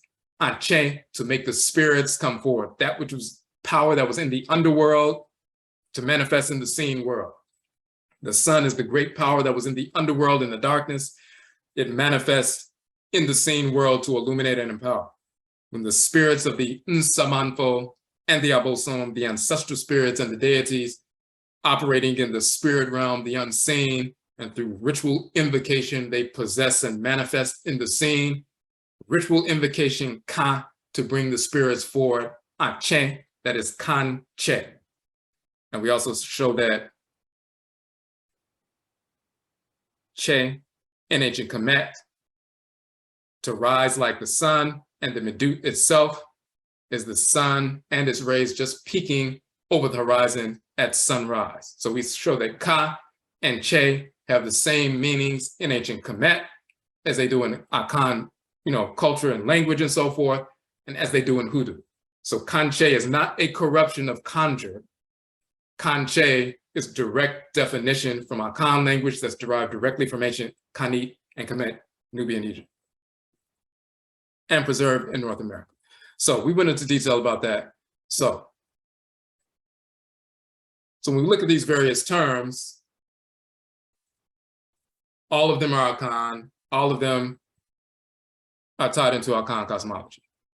Let me give you one more piece before we switch over to that.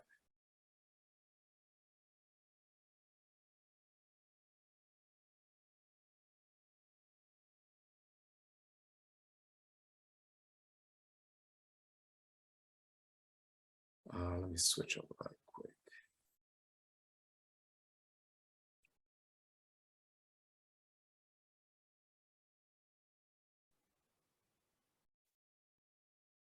Okay.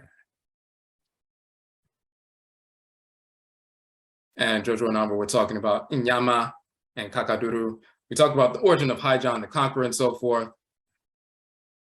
And just to get down to the definitions.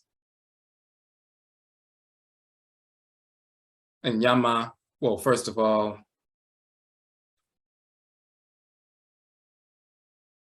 Inyama, the individual Inyama, he was an Asafo Hini, a warrior, Asafo, king or head Hini. He was a lieutenant of the Akwamu Hini Ansa Kwao in the so-called 1700s. His people were captured. The Akwamu were at war and so forth. They lost certain war and so forth. Some of them were captured. Inyama, he was the Asafo Hini, basically the general, the warrior king, but that's no different than a general, like the chairman of the Joint Chiefs of Staff, you know, in America and so forth, the head of the military and so forth, the different military forces. He was the Asafo Hini, the warrior king, warrior chief and so forth. He's listed in the Christian War Castle records in Ghana from where he was sold, and also in the Danish records in the Caribbean. He went to the plantation. When you look at the records, he is referred to as King Nyama, and some people pronounce Njama as King Jama. The Danish rendering is Konge Joni, and you'll see it's written in English as King John, but that's Konge. The English-speaking people, when they look at the Danish records, they would see Konge Joni, and they would write King John or King June or King John. But that was a corruption of King Jama. The Danish corrupted his name, but his name is in the records. They would say the natives call him King Jama, but the Danish called him Konge Joni. So he led the revolt on St. John's Island, which is a few miles over from St. Thomas and so forth.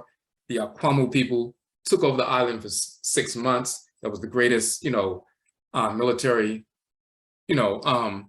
defeat of the Europeans at that particular time in the so-called 1700s. That was about 68 years before the Haitian Revolution and so forth. Now, they said his spirit, he didn't want, they committed suicide instead of being captured. They were not going to be captured and, tortured and so forth. They committed suicide.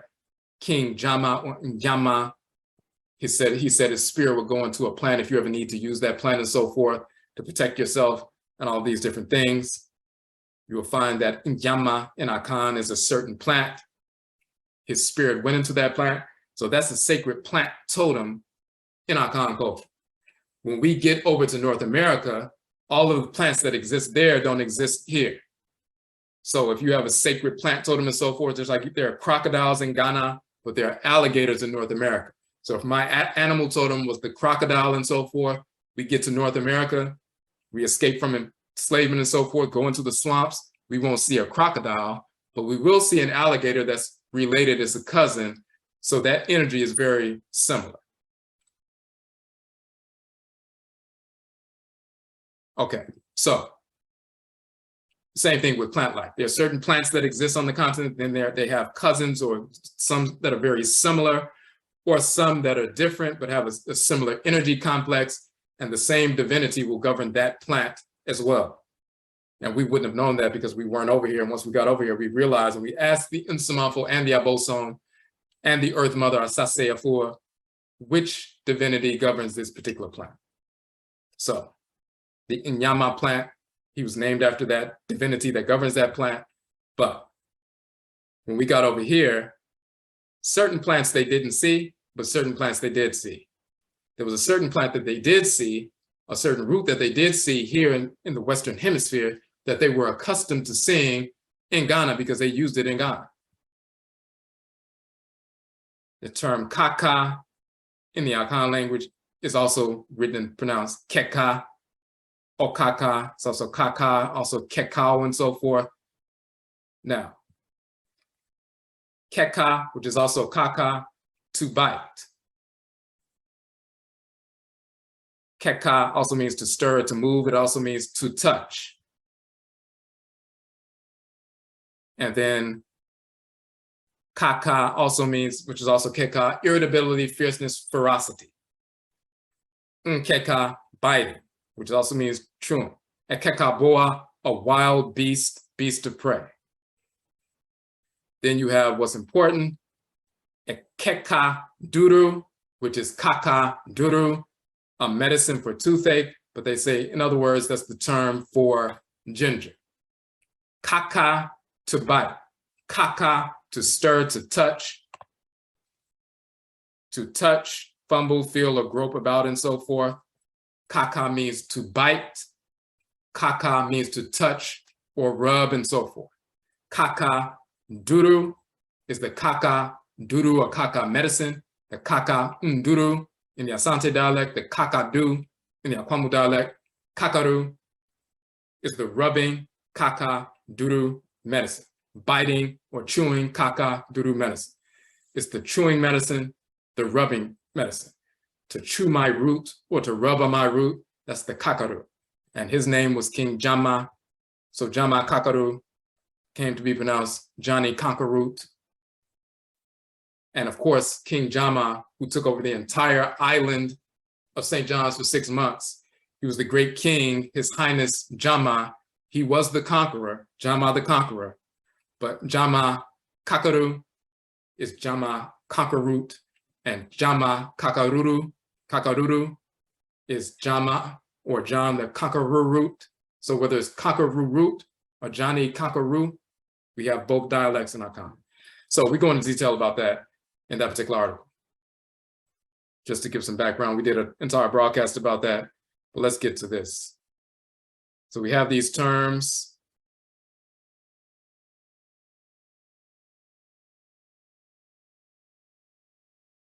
And we said that in the Western Hemisphere, Hoodoo is in America, which is Undu, Jamaica, Obea, which is Obai, Guyana, Komfa, which is the Komfo or Komfoa, Akan.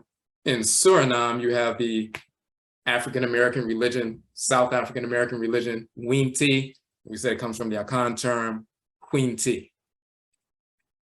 Now, let's get into this notion of the haint spirit. People talk about what is a haint? What is this spirit called a haint? If we look in the Mojo working book, and let me switch over to that one. In Mojo Working, the Old African-American Hoodoo System by Dr. Katrina Hazard, haint or hant, another name for an evil witch-like supernatural being that is believed to chase its victims to their death or to mount them during sleep and ride them like a horse. Until exhaustion sets in or sunrise appears, haints are sometimes referred to as witches. Then you have haint blue, a deep, rich sky blue color believed to repel haints. Believers use this color paint to protect their windows and doors from entry by haint. It can still be seen on St. Helena Island, South Carolina today.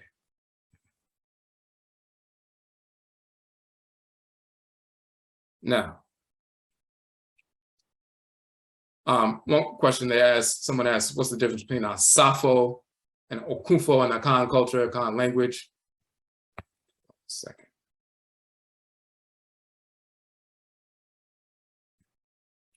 Sa means war. Safo are warriors, more so people in an army, whereas Okun means to fight, and Okunfo means a fighter. So anybody can be a fighter. A fighter can be a warrior, but a warrior is not always, sometimes someone who is part of an army, an organized group of individuals who are going to war. They're Osafo, the group of people who engage in Sa, war. But then you have some people who fight, whether they're a part of a group or not. They just fight, they're fighters. They're Okunfo fighters, but we can call them warriors as well. So that's the haint, and haint blue, and so forth. Where does the term come from?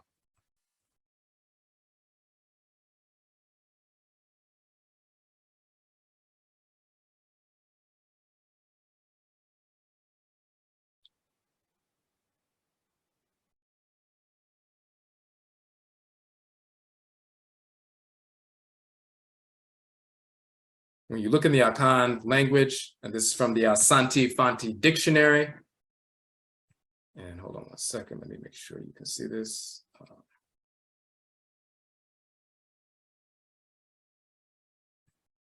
Okay, so when you see the term haint, you look in the Akan, Asante Fanti Dictionary, the Tree Dictionary, hinta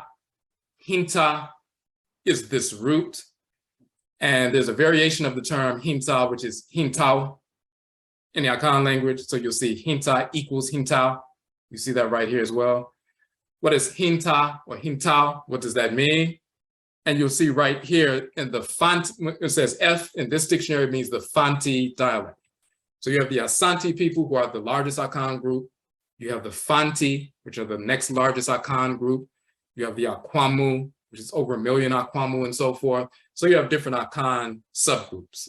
So when you see in the dictionary here, the F, capital F, is saying in the Fanti dialect, instead of saying hinta or hintao, they say hunta. That's how the Fanti say it. The Asante and the Akwamu say hinta.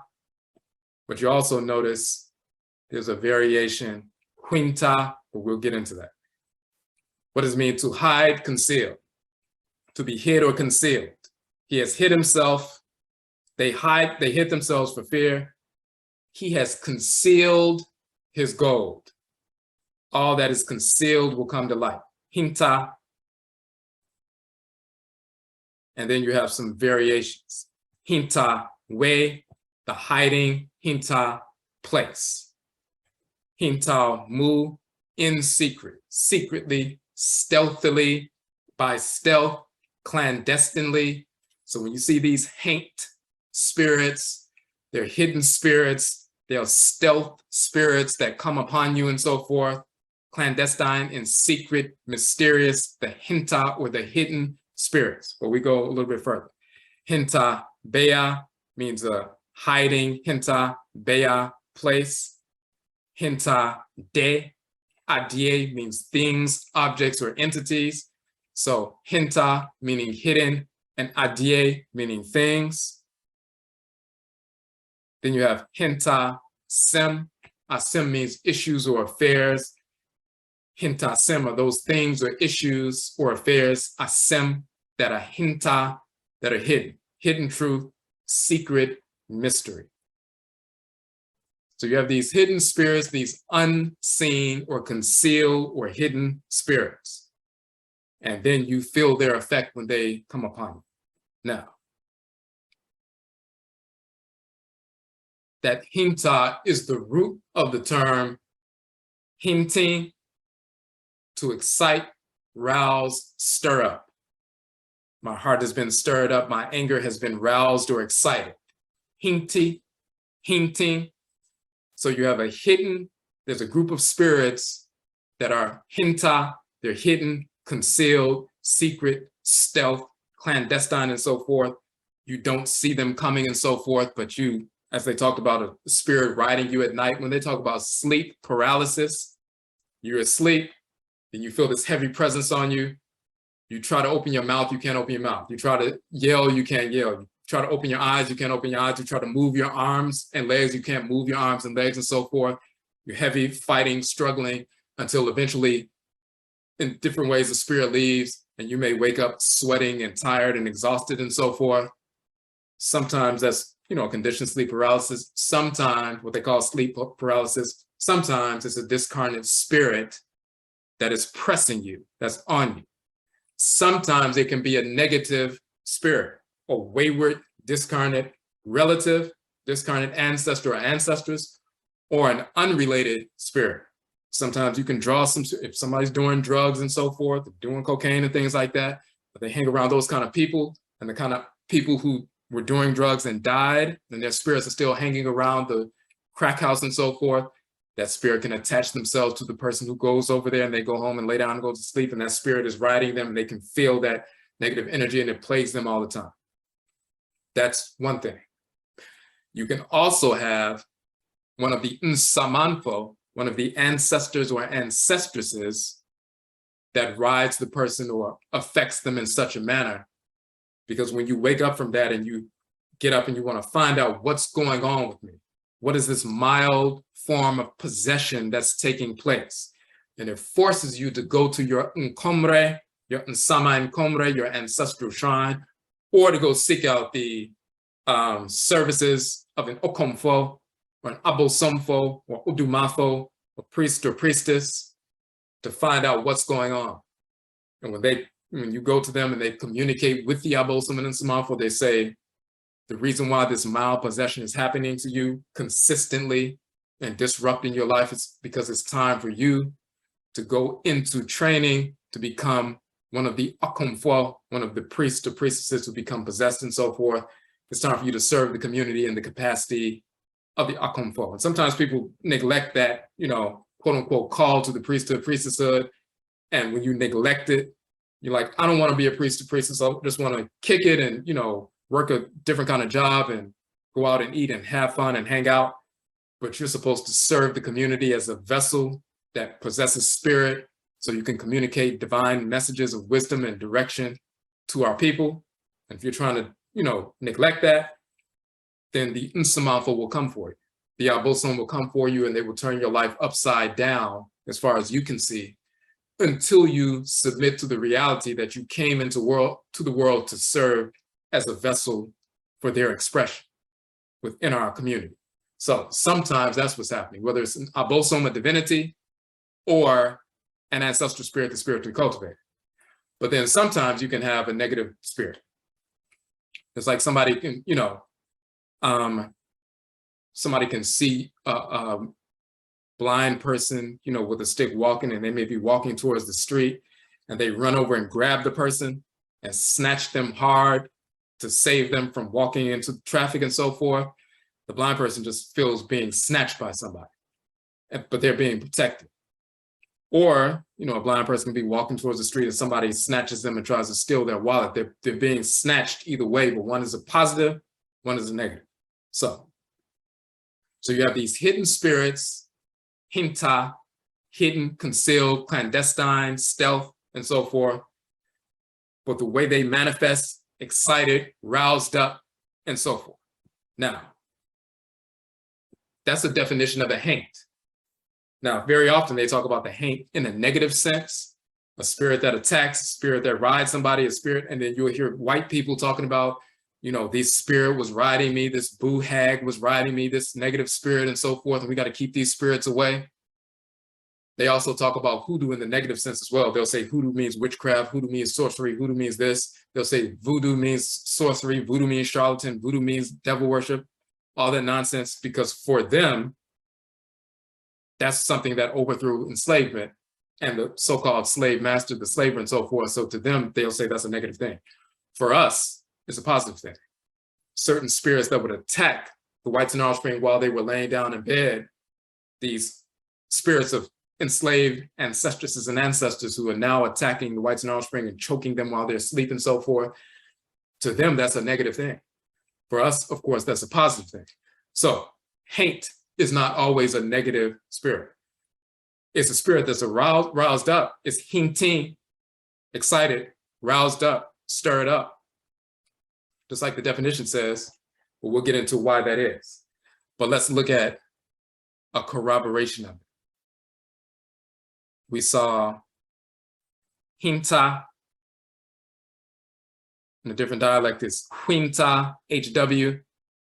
Let's look at why that is in the Akan language. Hinting, it says HW, is often written in Fanti where other dialects have merely H. So huinta is the same as hinta. Huinti is the same as hinti. Ahuinti mpe is the same as ahinti mpe. The different dialects of Akan speakers, some Akan people will say hinta, the next one, a different Akan dialect will say huinta, HW. Just like nduru instead of ndu, huinta instead of hinta, huinti instead of hinti. It's talking about, it's still the same definition, a roused up, excited, roused up spirit that's stealth, moving in the background, secret, but then when it manifests, it's roused up and fiery and starting a lot of stuff. That's what a haint spirit is. That's where it comes from in Akan. let's corroborate that.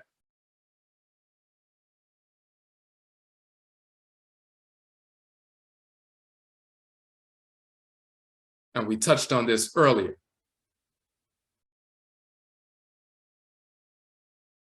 Now we go back to the African American religion called Winti. We said that, of course, they said that the majority of Africans shipped to Suriname between 1650 and 1800 came from the Akan Fanti speaking regions and the Ebe Fon Nago speaking areas. Where the word Winti came from must be looked into, but besides the common meaning of air in motion, they thought it meant windy. It also signifies all activities of the Afro or Afro-Surinamers resulting from and determined by their religious experiences as a practical expression of these experiences. The word Winti is also specifically used to express the idea of a universal entity or spirit.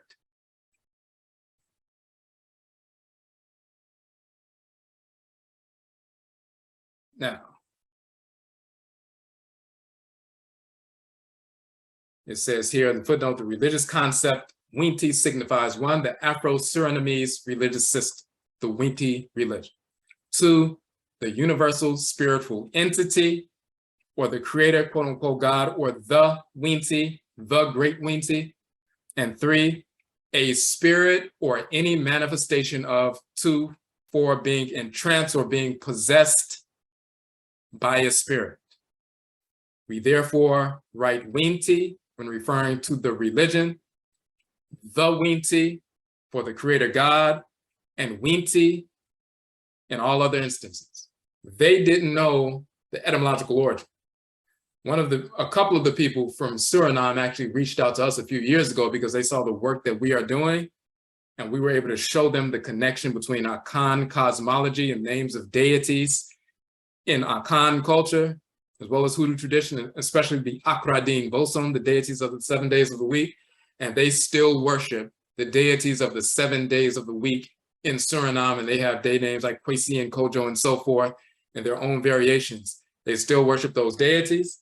They still have deities like Tredriampong, which is Akan. They say Kejiampong and so forth, and Ananka and so forth. And we were able to show them that those are specifically Akan names of deities, and they were very gratified for them. But they didn't know the origin of the term Winti. When this was written, they didn't know the origin of the term Winti. They knew it meant spirit, the great spirit. When they talk about windy, the wind is excited or is roused up. Very similar to a spirit that's wired or roused up. But that's because Hinti in Akan, in the Akwamu dialect is Hinti.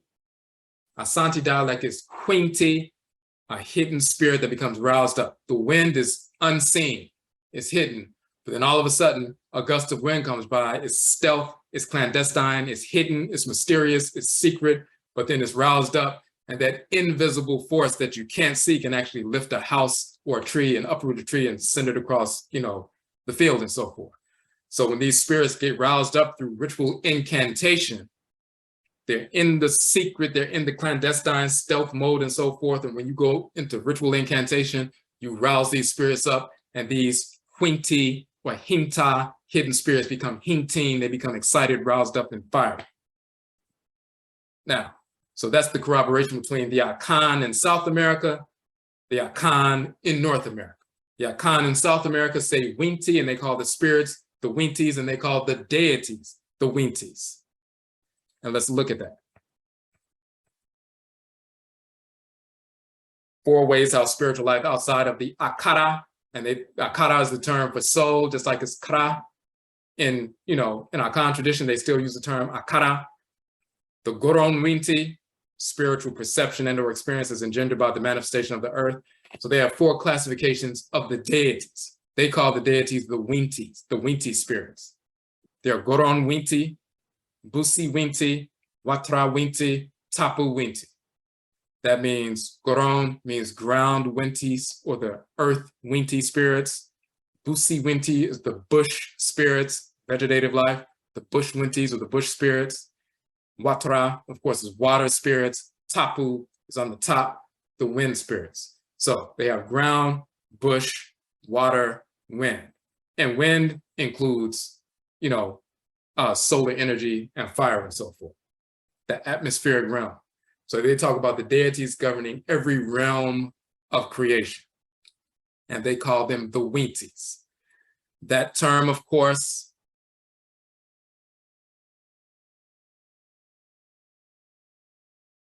it would be Hinti in Akan amongst the Akwamu, but it'll be Winti amongst the Asante and other dialects. And the Winti, as well as Fanti and so forth. And so when some Fanti people were enslaved, Fanti Akan people were enslaved in Suriname, they would call the spirits Winti, the roused up spirits. And we like the roused up spirits. It's not just the ones who are negative, but the fiery spirits that will get roused up that will lead us to war, to kill the slave master. The people in Suriname, the Saramaka, the Maroons, they escaped from enslavement and went up into the mountains, and they've been living there for 300 years, and they still speak Akan language and still practice Akan religion. There's a video you can look on YouTube where an Akan person, a person from Ghana, is taken into Suriname. He's on a tour.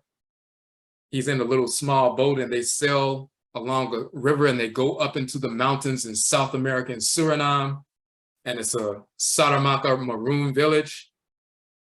And once they get there, his guide takes them to the village, and an old man comes out of a little hut.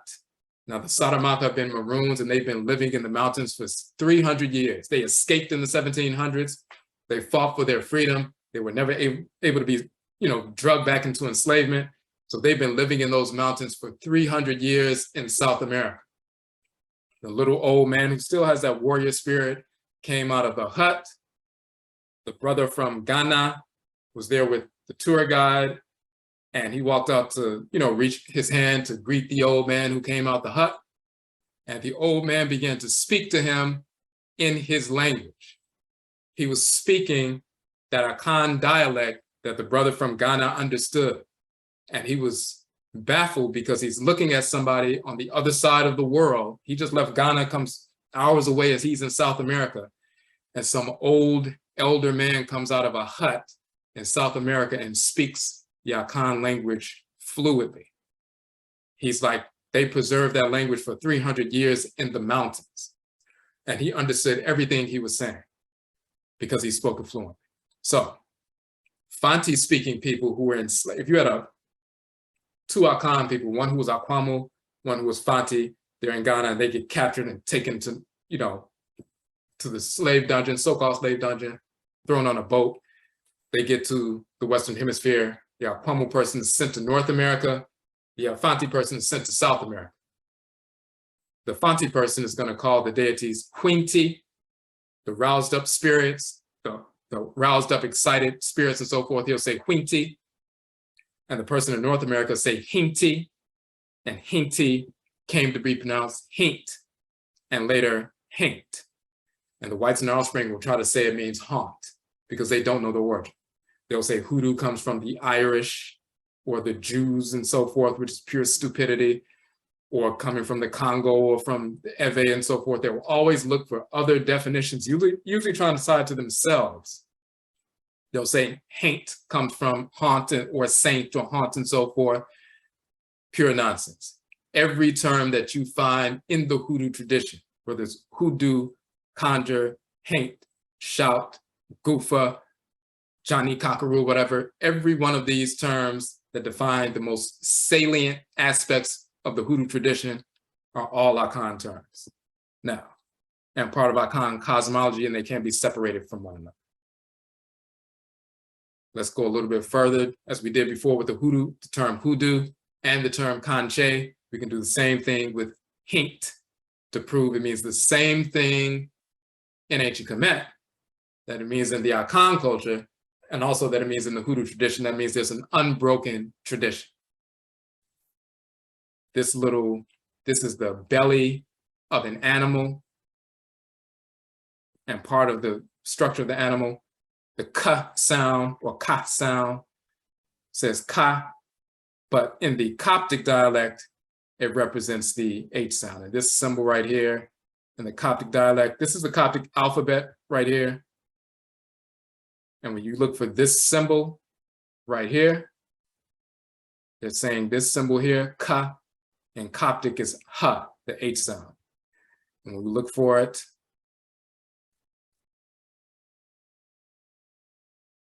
you see it right here, the Hori aspect of the alphabet, and that is the H. So when you see this symbol, we know that at least by the time the Coptic dialect came into usage about 2,000 years ago, this symbol right here, instead of ka, it was ha, ha.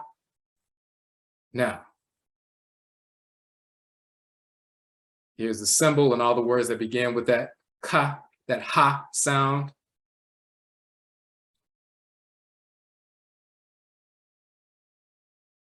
This is in Kenti, it's hanti, hanti, which is henti, haint. Image, statue, likeness, portrait, figure, a divine form. You see divine form, you see the mummified figure. Second.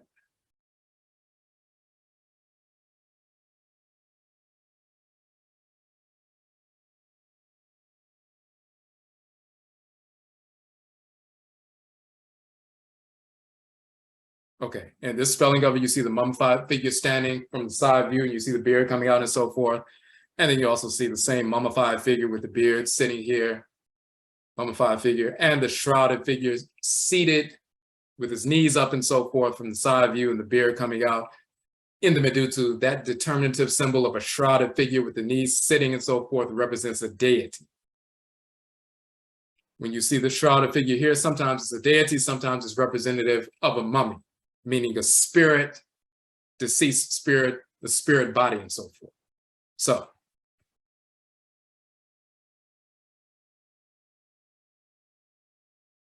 So you have that term, henti. It's a figure, a divine form, mummified body, meaning a disembodied spirit. Not a physical person, a living person walking around, but that mummified form, meaning the person, if it's a person, they transition, and now they are a spirit.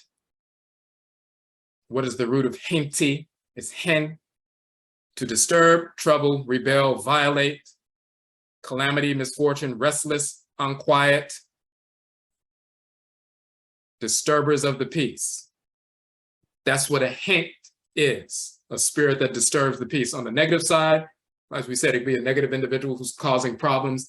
The hen is trying to chase somebody, jump on top of them, press them, and everything else. But another disturber of the peace on the fiery side, on the positive side, is there's enslavement, there's oppression, and that spirit rises up, one of those enslaved Nsamanfo. They were killed in slavery. They're angry spirit, they're a roused up spirit, fiery spirit, hinti, and they get up and attack the enemy. So, to disturb, to scare, to terrify, to frighten away, hen, disturbance, trouble, revolt, rebellion, strife, opposition. And then as you can see, storm, commotion amongst the elements, rebels, rioters, disturbance, and so forth. But it's also the title of hen, plural, henu, that means more than one, the you means more than one, a fighting god. That means a rioter, a rebellious one, a fighter. Henui, the two fighters, Heru and Set. So you can have someone that brings disturbance, violence, but also revolt. When it's talking about a deity, it's talking about divine order. So that fight, that roused up, excited spirit, is fighting or disturbing the peace to restore order because it's a deity.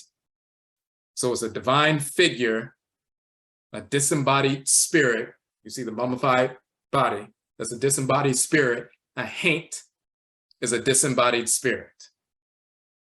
What kind of disembodied spirit? The root is hen, to attack, to disturb the peace, to revolt, to rebel, destruction, disturbance, and so forth. That is what a haint is. Same term, same meaning from ancient Kani to Kemet into Akan language, into North America, And also the spirits, the fighting spirits and so forth, the Huinti, HW, Huint in South America. Then you have Haint Blue, and this is the final piece. From Wikipedia, they say originally Haint Blue was thought by the Gullah to ward Haint, so ghost away from the home. The tactic was intended either to mimic the appearance of the sky, tricking the ghost into passing through, or to mimic the appearance of water, which ghosts traditionally could not cross. The Gullah would paint not only the porch, but also doors, window frames, and shutters. Blue glass bottles were also hung in trees to trap Haints and Blue Hags. But while enslaved Africans of the Low Country and their descendants believed in the protective power of Haint Blue, the cultivation of indigo to produce the dye energized the 18th century transatlantic slave trade, thereby increasing the enslavement of Africans. Haint Blue, and you will see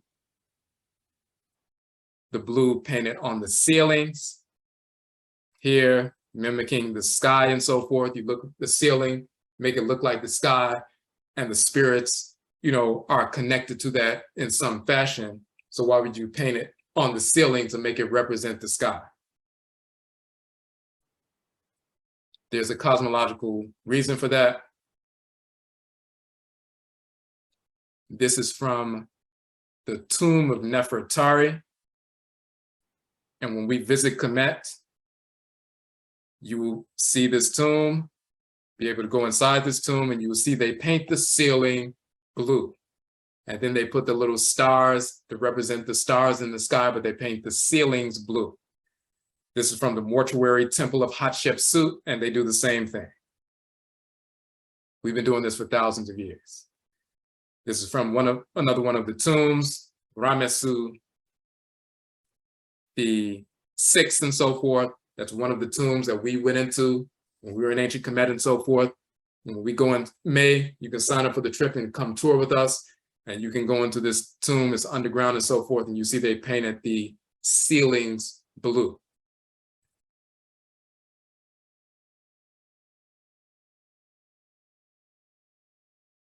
There's another piece though. You will see that the female divinity Nut and the male earth divinity, he governs the crust of the earth. Asar is the black soil, but his father Geb is the crust. Asase Nebedetepe is the earth mother herself as far as the planet earth and the fertile aspect of that, and Asase Nebepet is the barren aspect of that. But as far as the layers, you have Ptah in the core, you have Atem, which is the mantle and Shu, lower mantle, Shu is the upper mantle, and then you have Geb, which is the crust of the earth, and then you see the goddess Nut bent over the earth and so forth. That's the sky bent over the earth, and you see the stars in her body, and her body very often is shown as blue. She is the sky. But this is the inner lid of a coffin, and you see Nut stretched over. This is like if you were laying in the coffin and you looked up, you will see her blue body with the stars all in her body, and she gives birth to the sun in the morning. Her womb is near the east, and her mouth is near the west. She swallows the sun at night. Her mouth is near the western hemisphere. She swallows the sun at night and gives birth to the sun in the morning. So they show the setting sun, red setting sun, and yellow rising sun and so forth. But this is just an image from the side view of the atmosphere of Earth surrounding the Earth and so forth. But the inner lid of the coffin, the roof of the coffin, painted blue with the goddess who is blue with the stars in her belly. This is where this Haint Blue comes from, with the ceiling painted in blue, representing the sky and also water and so forth. When we talk about water and Haint Blue and spirits not being able to cross, the negative spirits can't cross the water. In ancient Kemet, when the sun sets and goes into the underworld, there's also when the sun sets, the boat of Ra sets in the underworld and so forth in the west. There's a divinity called Ma'ah, the male divinity Ma'ah, counterpart to the female divinity Ma'at. He's the one that governs the river that divides the line between the physical world and the spirit realm, as well as the river that governs the dividing line between the pristine community of the ancestresses and ancestors and those people who are earthbound spirits. If you lived in harmony with divine order, you will be accepted into the community of the Nananoman Samafo and live amongst your former ancestresses and ancestors who transitioned centuries ago, you will see those family members and dwell with them in that community for hundreds of years until it's time for you to reincarnate. But if you lived out of harmony with order, you're repelled by those spirits, and you will be the kind of earthbound spirit that's hanging around the place where you died or where you were murdered or where you frequented while you were alive, and you'll be a negative little spirit hanging out just like a homeless person hanging out on a bridge. So, but in order to be able to cross that water, you have to show that you lived in harmony with divine order. And you go before the council of the divinities and so forth, as is shown in ancient Kemet. But, so the spirits who can't cross the water, because they didn't live in harmony with divine order, that blue color repels them. If you lived in harmony with order, you will be accepted amongst the ancestral spirits and deities. So this coloring, the sealing of the coffin, the sealing of the home is representative of the sky itself.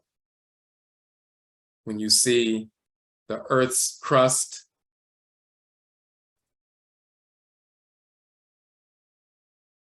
and then the blue sky surrounding the earth, this is what you're looking at with regard to the shrines of Geb and Nut on earth.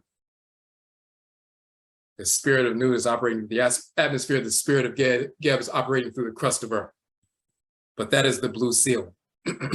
Now,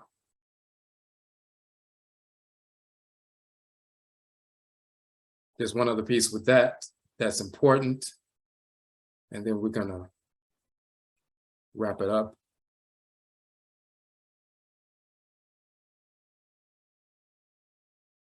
Hold on a second. Let's see.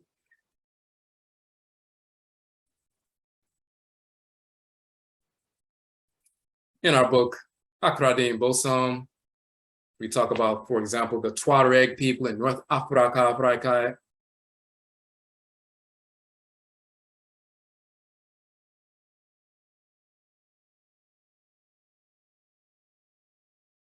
Okay, so we talk about the Tuareg people in North Africa, Afuraitkai.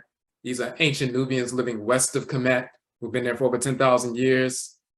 Afurakani, Afuraitkaitnit people. Ancient Libya, which is west of Kemet, was called the Khan land.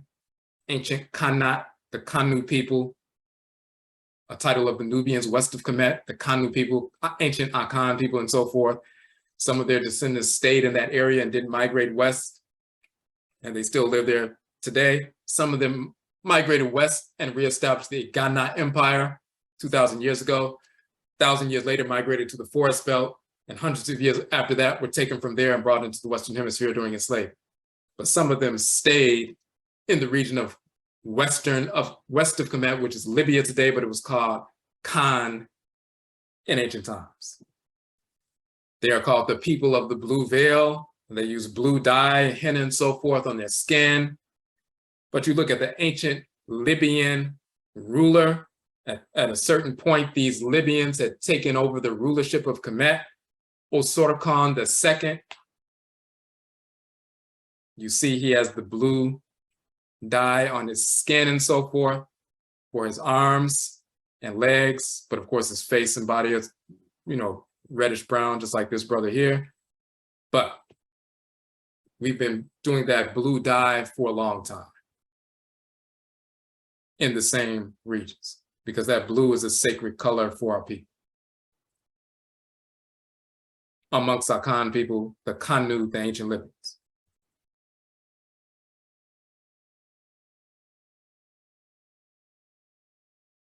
And when we look at the term,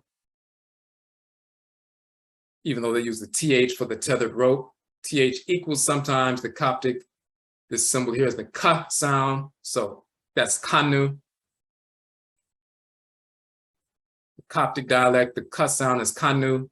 And this is why we know that this symbol is not Tehnu, but it's Kanu, the Libyans. They're called the Kanu, or the ancient Khan people. Khan means Nubians. Kanu, the first people, the Nubians, the Libyans, the ancient Akan people, Kanu people west of the Nile River, in what is today's Libya. These are some of those people and so forth. These are descendants of the ancient Kanu, ancient Akan, west of Kemet and so forth, wearing the blue on their bodies.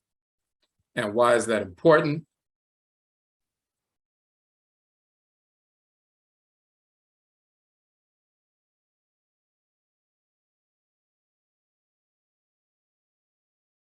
The color blue is sacred to our people. You see Onyame, the supreme being or deity, the great god in Akan culture. Onyame was the great mother. This is an image of Onyame. Sometimes he's shown with blue skin, and he's blessing the king and so forth. But sometimes he's shown with black skin.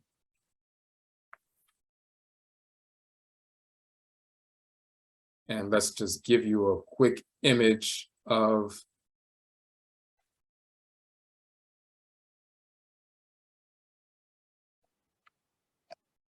on the Akanfo Nana Son page, just so you can see. This is an image of Amen, and this is Amenet, the great father and great mother. They are called Nyame in Akan and Nyamewa in Akan and so forth. So that's the great father, that's the great mother. Just wanted you to see the balance of the two. But now we get back to sometimes, for example, in this image, you see Onyame, which is Amen, with blue skin. Sometimes you see him with black skin. And of course, the blue merges into the black. Now, the sky is blue, the infinite, no beginning, no ending, the infinite one during the day. When you look into the sky, there's no beginning and no ending, and it's all encompassing, and it's blue. When the sun sets at night, and if you're in an area where it's, not a lot of lights and so forth, it becomes pitch black to the point where you can't see your hand in front of your face. And the infinite one is black, no beginning and no ending, and the infinite black one surrounds all things. So during the daytime, the skin of Amen and Amenet is blue. The infinite one, the one that has no beginning and no ending, that's all encompassing. And during the nighttime, the skin of Amen and Amenet is black. The one that has no beginning and no ending, the infinite one that surrounds and encompasses all things. That's why blue and black, and they merge with one another at sunset and sunrise. Sunset, the blue sky begins looking black and so forth. At sunrise, the black begins to dissipate and the blue manifests. So blue and black go into one another. In Akan, the word bri means black or dark. Obri bini means a black person. Obibrini, sometimes they shorten it to obibini, but it's obibrino. Obibrini, to be, ni obibri, black. Bri, black, dark, bri, blackness, and so forth. Obibrini, when you go to Ghana and they say a black person's obibrini, obi means someone, bri means black, ni means to be. Obibrini is one who is a black.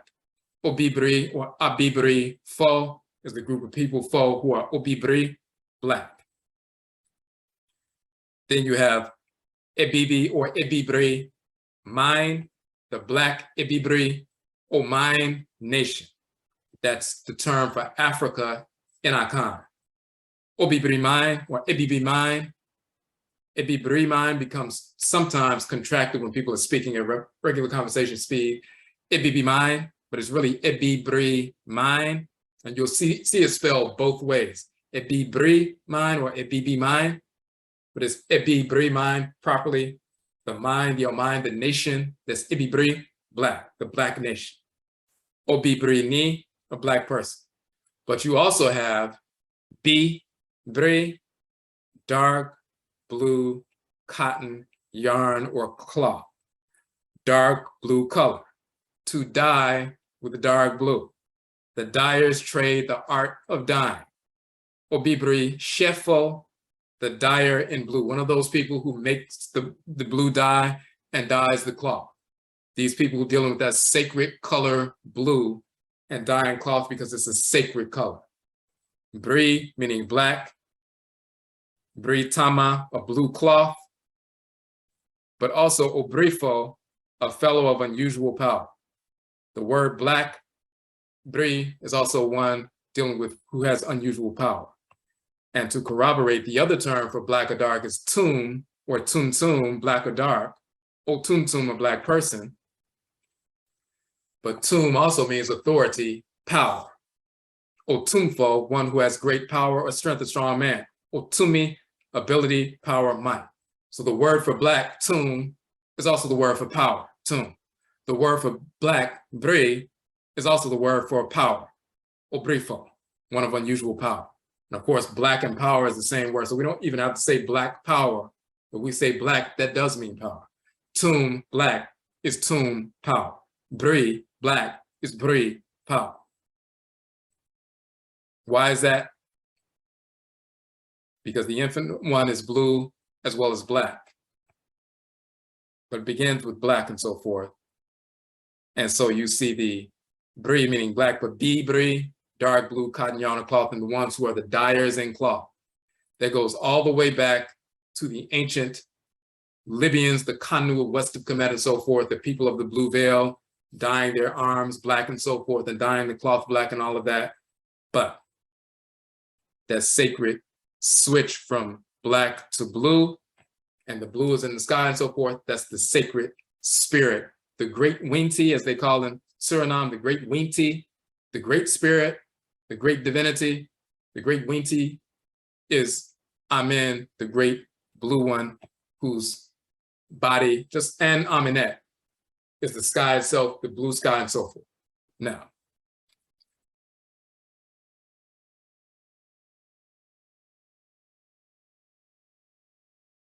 this is a scene from the tomb of Tutankhamen. And when we go to Kemet, you will visit that tomb of Tutankhamen, and you will see the scene in person, as well as the body, the only mummified body that's inside of a tomb in ancient Kemet, in the Valley of the Kings, you know, going underground and so forth, and they have the body in the tomb, is Tutankhamen.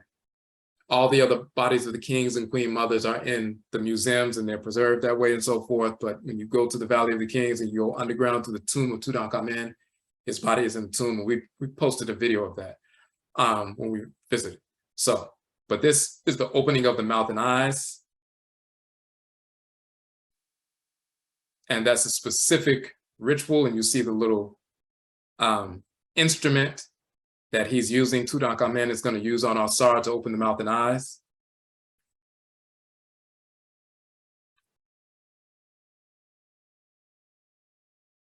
And let's go back to one more.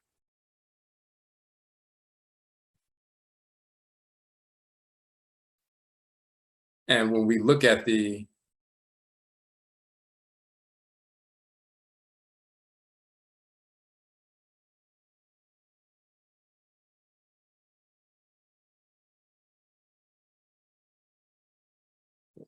second.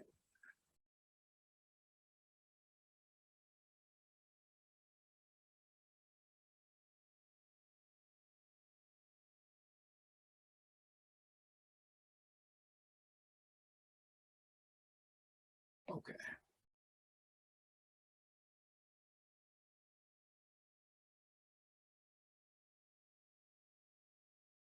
Okay, so when you look at the text, ancient Kemet, the chapter of opening the mouth of Asar, the scribe Ani, it says, "Be open my mouth by Ptah, untie the bandages which are upon my mouth by the deity, the Ntoro of my town.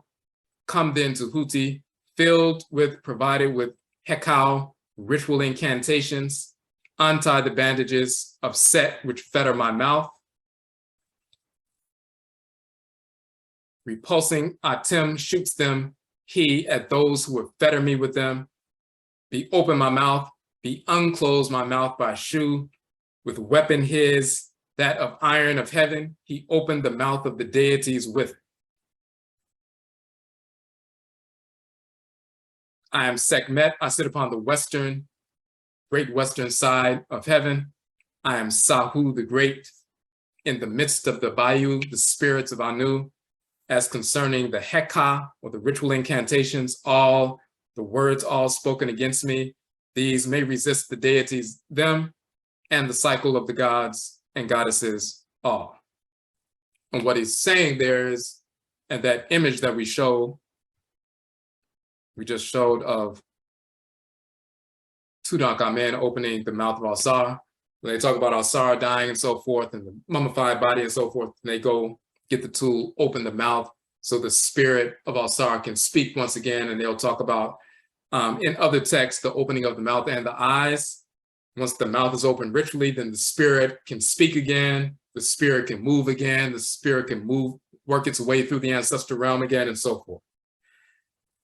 That spirit is no longer restrained. Now it can communicate and communicate with the other ancestral spirits and live in harmony. On a mundane level, we're talking about ritual incantation to open the mouth of the person. We talked about sleep paralysis and the spirit gets on the person and they can't move, can't speak, can't move their arms, can't move their legs, can't open their eyes and so forth. There's the ritual invocation of the opening of the mouth and eyes. Once you invoke the Nsamafo and the Abosom, then you can repel that. And when you speak the name of the divinities or think them, then you can open your mouth, your eyes, you can move your arms and legs again and so forth. And once again, what we said was sometimes there's a negative spirit trying to control somebody. Sometimes there's a spirit leading you towards what you're supposed to be doing. And you've been stagnant in regular life. So then they put that pressure on you to force you to see what's going wrong and what you've been neglecting so you can get on your purpose. All right.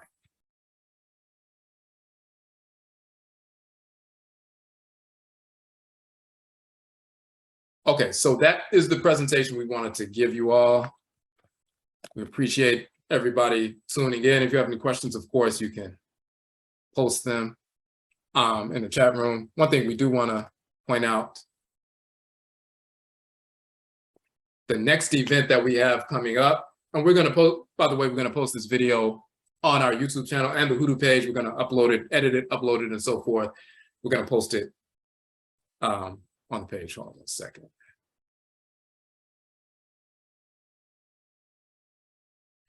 The next event we have coming up is next month here in Washington, D.C., our first annual Conjure Film Festival. We're going to be premiering our film on the Hoodoo tradition, Hoodoo Akan Ancestral Religion in North America. We're going to finish that film, and this will be the premiere of that film. We will also have films from other filmmakers in the Conjure tradition. This is a genre of film that we are establishing, the Conjure genre, talking about films focused on the ancestral religious practices that we preserved in our blood circles in North America over the past 300 plus years since we were forced into this hemisphere. We're not talking about people coming from the continent and saying, hey, I'm a Yoruba priest or I'm an Akan priest and I have a film. We're talking about those specific Black people in North America who preserve the traditions like hoodoo and juju and wanga and ngangai and, Grigri and Gola and Kisigala and Geechee and so forth, and, voodoo and so forth. These traditions that we preserved, that's the Conjure tradition. Those are the kinds of films that we are going to showcase. So it will be at the Arc Theater here in Washington, D.C. This is an image of the theater here. We have a limited number of seats available. So you can go to our site, the conchefilms.com website. You can go there now and get your tickets. We have some tickets still available, but we have a limited number of seats and so forth. This is next month, November 26th. It happens to be, that particular weekend happens to be the Saturday within the pseudo holiday, the Thanksgiving weekend. We were initially going to do it earlier, but the facility didn't have that available, so they had to switch us over to November 26th. But that's the quote unquote Thanksgiving weekend. But a lot of people will be home from school, college and so forth. People will be off work and so forth. So that's that Saturday, November 26th. It's an all-day event, but you can go to our site now and get your tickets before they are sold out. But we look forward to connecting with you at our first annual Conjure Film Festival.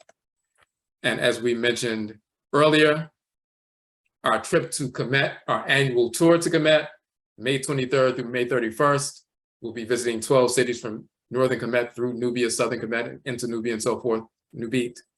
So all of the information is on that site. You can make payment. It's a payment plan. You have payment plan options, installment payment options, and so forth.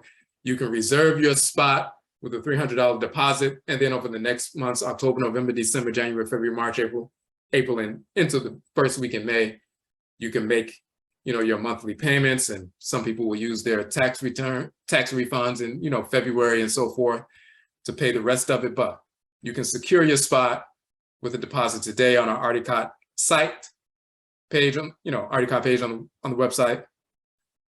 So we'll put that link in the chat room for you. So that's the Conche Films link right there. And that is the Artikot link right there. So, but once again, we want to say, we thank everybody for tuning in. You can, let people know about the festival. And next year we'll have the festival in person. Once again, we had to switch it to virtual this time for logistical reasons, but you can let people know what you felt about it, and they can go and check out, the presentations once we upload them, to the YouTube page, and it will be on the Hoodoo Mayn page as well. But of course, if anybody has any questions, we can answer a couple of questions now in the chat room. But if not, we can, we'll just update you as to when the entire festival set of presentations are uploaded to the page. Okay.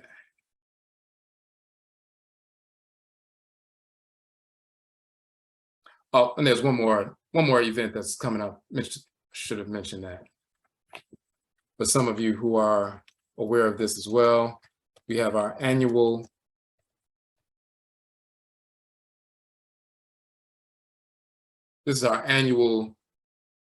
retreat to Edisto Island in South Carolina, one of the Gullah Islands, in February for a Hapi Merit training, cultural, and ritual retreat. So we have workshops, we have vegan food all throughout the weekend and so forth. Workshops on Odwiraman, Obatan, as well as Afurakani manhood, womanhood, as well as cosmological information, ritual at the ocean, as well as the Harriet Tubman Bridge on the Combahee River and so forth. A number of different things that will be happening that weekend, but you'll see all the information there. But Edisto Island is one of those islands where our people escaped from enslavement and set up their own independent maroon settlements, and defended themselves, even raided the armies, fortresses and so forth. So this is an island where our people were revolutionaries and so forth. This is sacred ancestral land for us. So we go there every year in February. This time is February 18th through the 20th. That is the so-called President's Day weekend, the 3-day weekend. But what we do is we always have it after February 16th, because in the astronomical zodiac, Hapi and Mary Aquarius, so to speak, the water bearer, but that's Hapi, the real water bearer. That's when that sign begins. So we have it in mid-February after February 16th. This coming February this year, it happens that it's going to fall during that 3-day weekend that many people have off of work. So you can sign up for that. All the information is on the Hapi Merit page. If you're not on our email list, just send us an email at kwesiakan@gmail.com, and we will add you to the list so you can get updates on everything that's coming up.